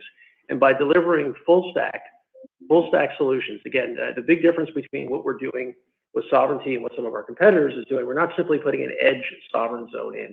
We're putting full stack OCI, which has all of our OCI services, and as you mentioned, margin mix also allows us to run all of our application suite, our AI data platform, in that sovereign zone as well. Of course, the margins on some of those are different than our infrastructure margins. So I think that we're in a very unique position to deliver all that we have at Oracle in a sovereign zone. That sovereign zone can be as small or as large as the customer wants it to be. The other piece is that we have full flexibility as to where we draw the line of sovereignty. We often think about sovereignty in terms of lines of customers, but we also have customers that we've been talking with, enterprise customers, who may operate across multiple countries, let's say in Europe or in Africa, that actually want to have a sovereign zone that they control, and they operate in their data center, and they're serving customers in a certain vertical industry, like healthcare, for example, or retail, for example, and their sovereign zone is drawn in their Alloy across those countries. We can accommodate all of that. We have the most flexibility. We think we have the most flexibility in contract and the most flexibility in delivering. And again, the most important thing is that we deliver all that Oracle has in these sovereign zones. It's not a subset. It's not a few edge devices. It's all of OCI. Extremely helpful, both the answers. I much appreciate it. And congrats again. Our next question will come from the line of Raimo Lenschow with Barclays. Please go ahead. Perfect. Thank you. Congrats from me as well. I wanted to ask something that we are struggling a lot with when we talk to investors, and that's kind of the theme of SaaS software, application software is dead because AI is going to kill it. Just wanted to hear what you guys are hearing when you talk with customers. Is that like one of these investor things? Is that getting discussed on the customer side as well? And how do you explain it? And I'm just thinking about what you guys do is a lot deterministic rather than probabilistic. So, that might probably be the explanation here, but just wanted to hear your perspective again. Thank you. Yeah. So this is Mike. I'll take the question. So as far as the customers that I spoke with, I've not yet met a customer who tells me they're ready to give away their retail merchandising system, their core banking system, demand deposit account systems, electronic health record systems, and some cobbling together of niche AI features are going to replace all of that overnight. In fact, I hear quite the opposite from the customers. What they're asking is how can we consume as much AI out of the box that you're putting into your applications across the board? And how can we get that up and live as quickly as we possibly can? Because we think that's the best way to actually realize value. So, look, these systems, what we're running at Oracle, these are highly complex systems with we have decades of industry experience, decades of regulatory compliance, and these are the systems that our customers use to run their business, run their government agency, run their healthcare organization, whatever the case is. I really like our position here. As I said, we're leaning very heavily into AI ourselves.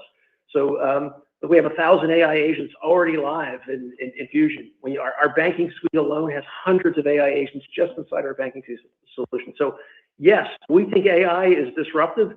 We do, but we think we're the disruptor because we're actually embedding the AI right into our applications, full stop. Again, at no additional cost. These are features that come in the application suite as part of quarterly upgrades, as part of a regular cadence. So I'm actually, instead of think that AI spells the death of SaaS, at least for Oracle, I think it actually helps our SaaS position and helps us get to market even more quickly. We're thrilled with the results that we have, and expect to have a lot more color on this as we go forward.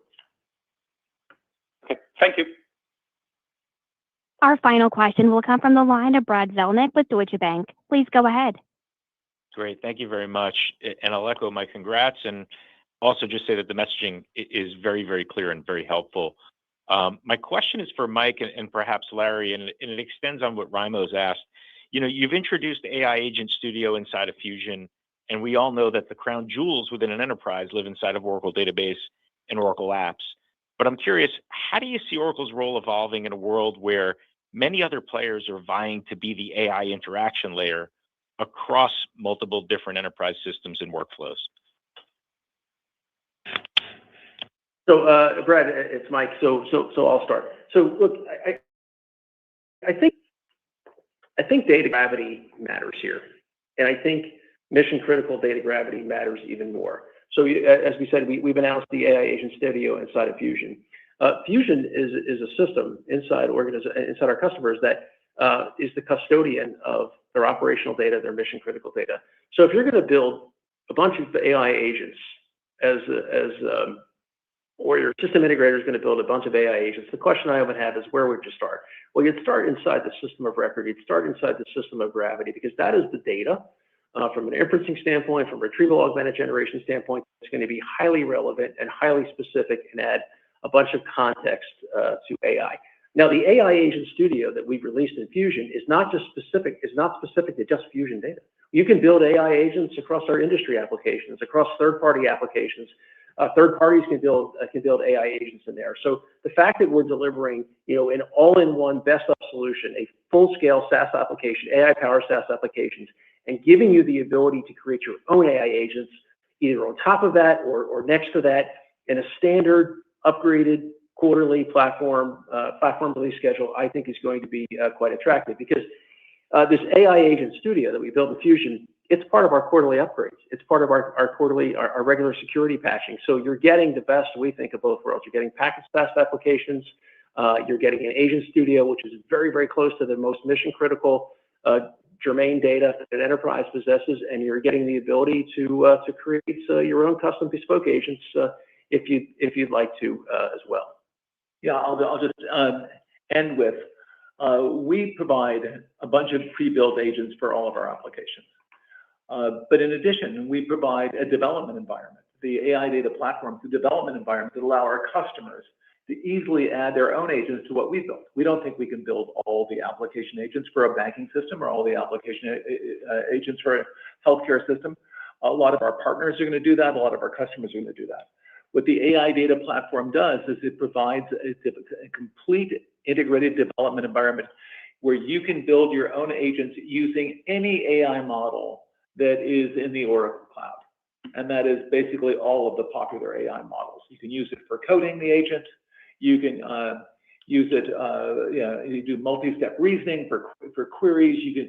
We plan in our Fusion accounting system, for example, we will have a complex agent that does something called the close. So when you close your books with Fusion in the not too distant future, it will be an autonomous agent. No human beings involved.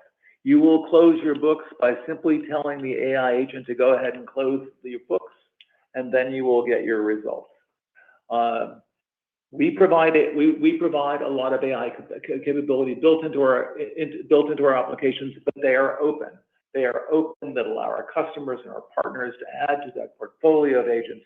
And we build an entire ecosystem that automates healthcare, automates financial services, automates retail.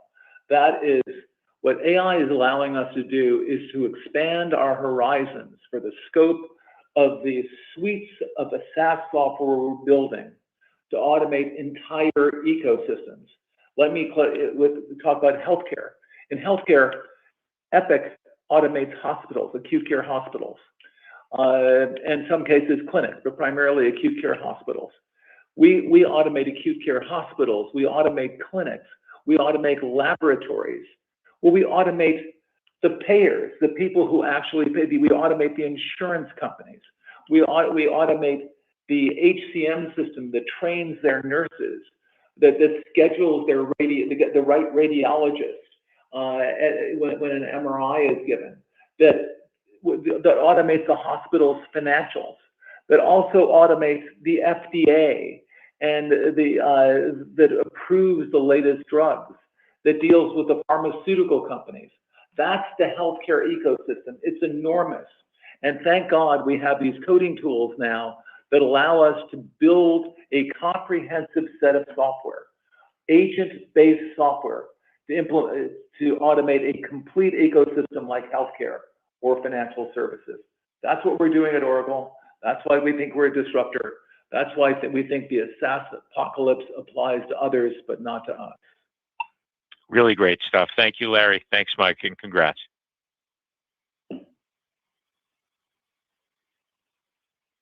Thank you, Brad. A telephone replay of the conference call will be available for 24 hours on our investor relations website. Thank you for joining us today. And with that, I'll turn the call back to Regina for closing.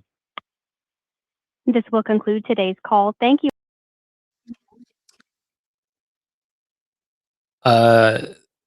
Immediate thoughts, Neil? You're a buyer officially? No. Not because I'm bearish or anything, but just because I like other names.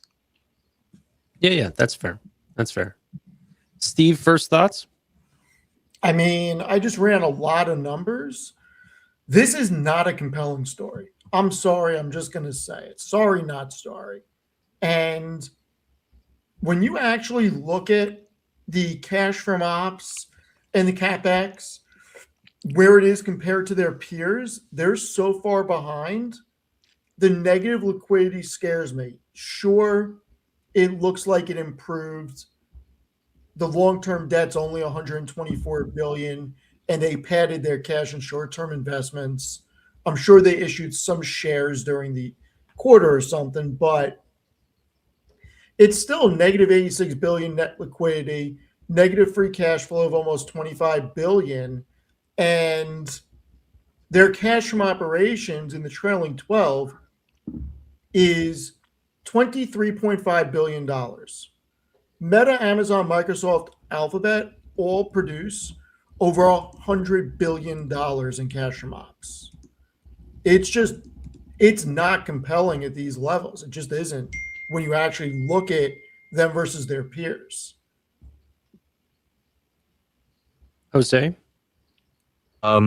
Yeah, I mean, compared to the big players, I enjoy kind of like the other players better in this space when we're talking about the giants. One thing that I did find interesting that I don't think is just Oracle related, but just kind of like the AI infrastructure related is and we kind of heard it from other players, but pretty much if CapEx is increasing, it doesn't mean that they necessarily have to raise more cash or do more improvements. Some of this cash could just be coming from a lot of these prepayments coming in. When kind of doing modeling on CapEx and maybe how it might affect some of the other numbers, it's great to understand that there's that variable out there of it. So I found that a little bit interesting from them. Again, we've heard similar stories from like Nebius and other players where they mentioned that a lot of the CapEx is kind of already there or available due to various routes, but it was good to see it from another entity. Yeah, I think you said this at the beginning, but that's not an Oracle statement as much as it's just the sort of the direction of the market right now, going to these upfront payments. Exactly. Yeah. Makes the, I guess, the economics a lot better to stomach as investors. And is CoreWeave also doing that? I know Nebius obviously is definitely one that's been talking about this sort of 100% upfront payments, and maybe Oracle as well, trying to get some upfront as well. But what's CoreWeave's stance in some of the other clouds? Yeah, I haven't heard from CoreWeave of them kind of taking the 100% prepayment already on stuff like that. I know they were also just at that TMT, I think, conference last week. Yeah. I don't recall them saying something like that. But just like contracts are getting long. The other side of the story that we're hearing from other players is definitely there, though. Like the contracts getting longer. I also wonder if that takes place, right? It's like, is it 100% prepayment on like contracts that might be a year or two, versus what maybe some other players might be doing contracts that are 5 or 6 years? Like, is that where maybe there's a difference between some of these 100% prepayments? But I didn't hear anything from CoreWeave saying that. It looks like the market is starting to read Steve's article here, listening to what he has to say. They're selling it off a bit. I'm obviously joking, but Steve, do you think that the reaction in the stock being up 9%, at one point almost passing 10%, I was really, really looking forward to seeing that up 10%, but I think it got to like 9.95. I never saw it past 10.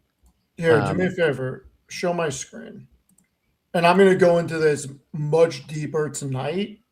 But look at this is why I can't get excited about it. This table on the right shows their cash from operations growth over the past 5 years. It's minimal.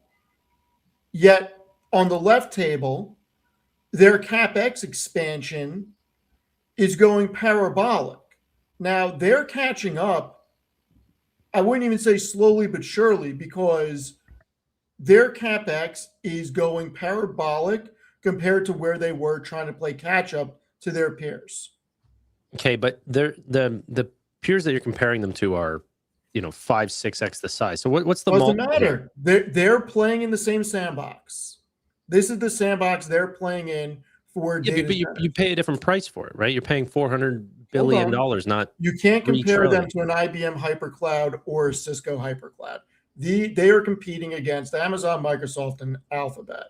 And when you see this type of CapEx expansion, yet cash from operations not really expanding, and negative liquidity and negative free cash flow, it's not a great buy here, at least for the short term. Now, if you're going to say, well, over the next 3 to 5 years, they're going to catch up, they very well could, and make the argument that they're currently 2 to 3 years behind. And when you look at what the hyperscalers have done since 2023, that's what Oracle is going to look like over the next 3 years.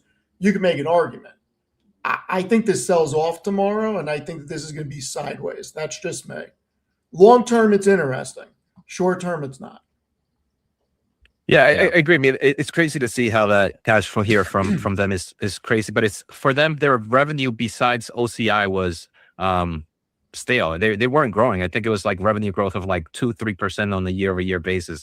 And I guess this is why they're trying to catch this cloud story, right? This is for them, where everybody else was growing in their advertisement business and everything else. This is like the only way Oracle can transform. So it's either the history sucks, and you have to really believe that they're going to try to be able to catch up. And it's like, I guess that's the risk you come here with Oracle, opposed to some of the other big players out there. Yeah, they're making a big statement that this is the future, and I agree with them. This is the future for them. But once again, in the short term, 1 to 2 years, I just don't think Oracle is nearly as interesting. This is a 2 to 5 year play. And I didn't like on the earnings call, don't compare yourself to Salesforce. Your ERP system and Salesforce's ERP system, two completely different things. Your true competitors are Workday, SAP, Microsoft Dynamics, not Salesforce. Salesforce does not offer a ERP system that does financials, HR, and payroll. They do something completely different. So to compare against Salesforce was ridiculous. Anything to add, Neil? I mean, I agree with the points. The thing is, nothing really has changed, because even 6 months ago, 3 months ago, there was never a point to me where Oracle is more compelling than an Amazon or an Alphabet or a Meta. Like, I don't even know at what price I would choose an Oracle over these other players.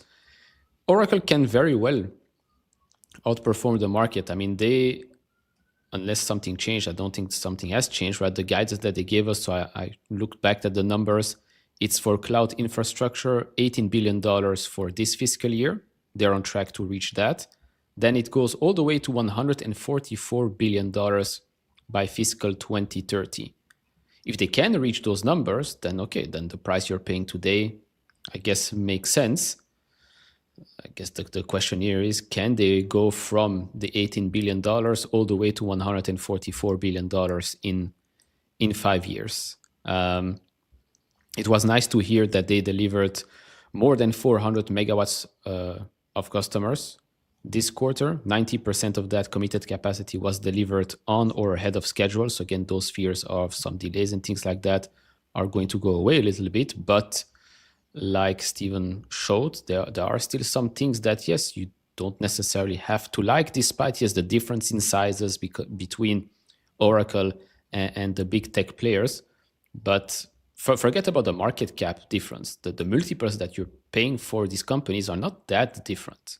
Like the multiples that you're paying for an Amazon, an Alphabet, or a Meta compared to an Oracle is not that big of a difference, despite the $1 trillion difference in market cap. 1 trillion plus, actually, in some of the cases. And so, yeah, to me, nothing really has changed from would I rather own Oracle or one of the other big players? I would always choose the big players.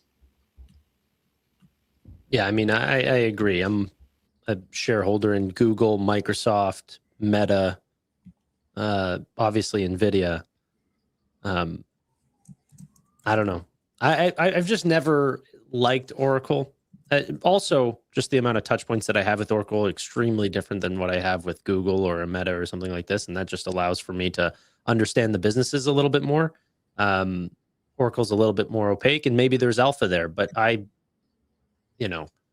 with some of the business risks that they take on, I just don't want to take that risk whenever I think that there are some others that still have amazing upside, but I just think their business is a little bit more transparent. That could even be a Nebius or even a CoreWeave or something like this. And I don't even own CoreWeave yet, but that's next on the list. What are the like, I like this question here. Why would someone pick the Oracle names over some of the other cloud names right here? Like what is the bull case? Jose? Go ahead, Jose. I would just say, I mean, you're hoping that all this CapEx spend is going to make them get a nice amount of market share in cloud. And you're going from, I forget what's their market cap right now, like $400 billion around, give or take, to maybe $1 trillion. It's just the growth opportunity, right? The ability to be able to take market share, right? The ability of starting from a smaller cloud player and becoming one of those top names in that space. I think that's what you're going for. But for me, with the kind of growth that's coming with like your Nebius or your CoreWeave, I think you get even more excitement there. If you want to risk it more and compare it to the risk it a little bit more, I think I prefer that route a little bit more. Yeah, it's so either essentially, I think what you're trying to say as well is the likelihood that they succeed may be higher than some of the riskier, smaller names. I don't know. I mean, I still. Because if the likelihood that Nebius succeeds at a $20 billion market cap, they're also looking to greatly expand revenue and like. I mean, with Oracle, you have a lot of the other solutions, like their database within the multi-cloud, that can give them a little bit of a small edge. But I don't know if they have if the chance of succeeding is that much higher compared to like those other players. Steve? Yeah, I agree with what Jose said. The reality is that people are looking at what Oracle accomplished last year in the share price, looking at a deep discount, thinking that it could go back, and they are getting in a couple years behind the other ones, and Oracle has a strong foundation it can fall back on. It's likely, the likelihood of it going under is slim. It's got a good fortification, and you're hoping that the cloud infrastructure play is as big as what everybody thinks it is, and Oracle will become a huge hyperscaler, and they're going to go from negative 25 billion to 50 to 100 billion in free cash flow at some point over the next 5 years. I mean, you look at what the street is projecting in for forward revenue growth, they only see a tremendous golden road ahead of them. Question is, at what expense does that revenue come? With how much debt do they have to put on the balance sheet? And we're not going to know until a year or two from now. Now, maybe it subsides. Maybe they get some additional equity at the market offerings, which I would prefer if I was a shareholder, which I'm not. I would prefer share dilution rather than tapping the debt markets for this reason. Even though they can tap the debt markets and pay the VIG in a lower rate environment, I would rather tap the equity markets, issue shares, not pay the additional cost for financing the debt, and then as free cash flow increases, start a ridiculously big buyback program, because that narrative will eat up everything else.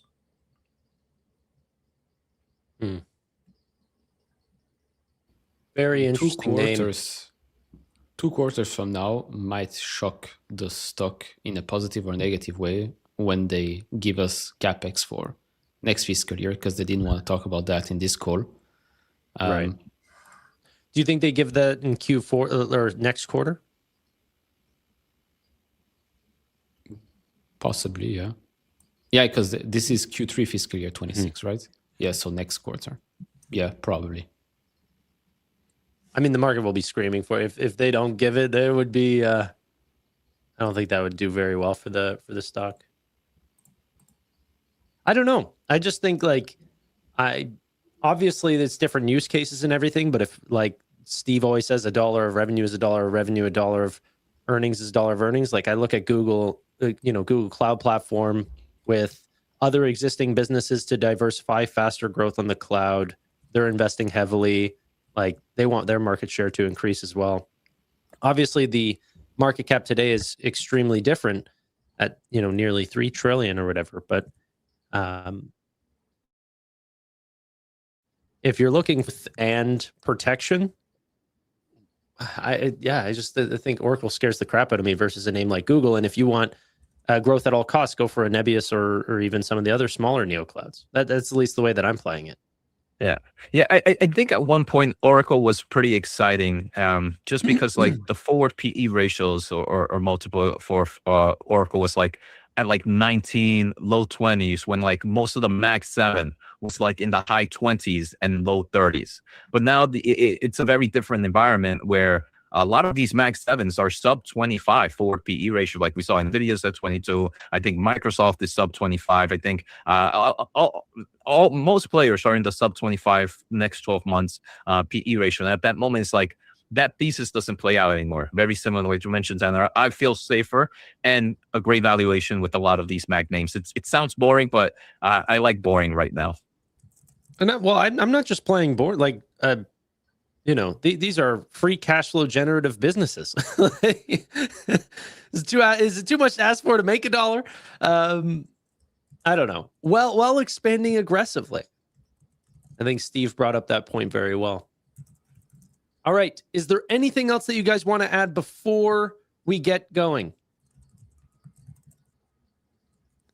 All right. Just noticed Steven has a picture of himself holding a cow or a goat? Yeah, it's a cow. It's a cow. Somebody, William painted that at a MITS meetup for me. Yeah.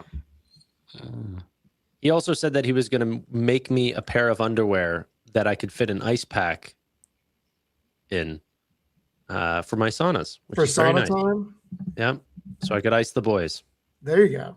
It's very important. Yeah. But we'll leave it off. That's how we end it. Yeah. Yeah. and I can't believe that's how we're leaving this off. All right. Remember to ice the boys. Keep your sperm count high. Ladies and gentlemen, thank you all so much for watching. Really do appreciate your time. But until next time, bye for now.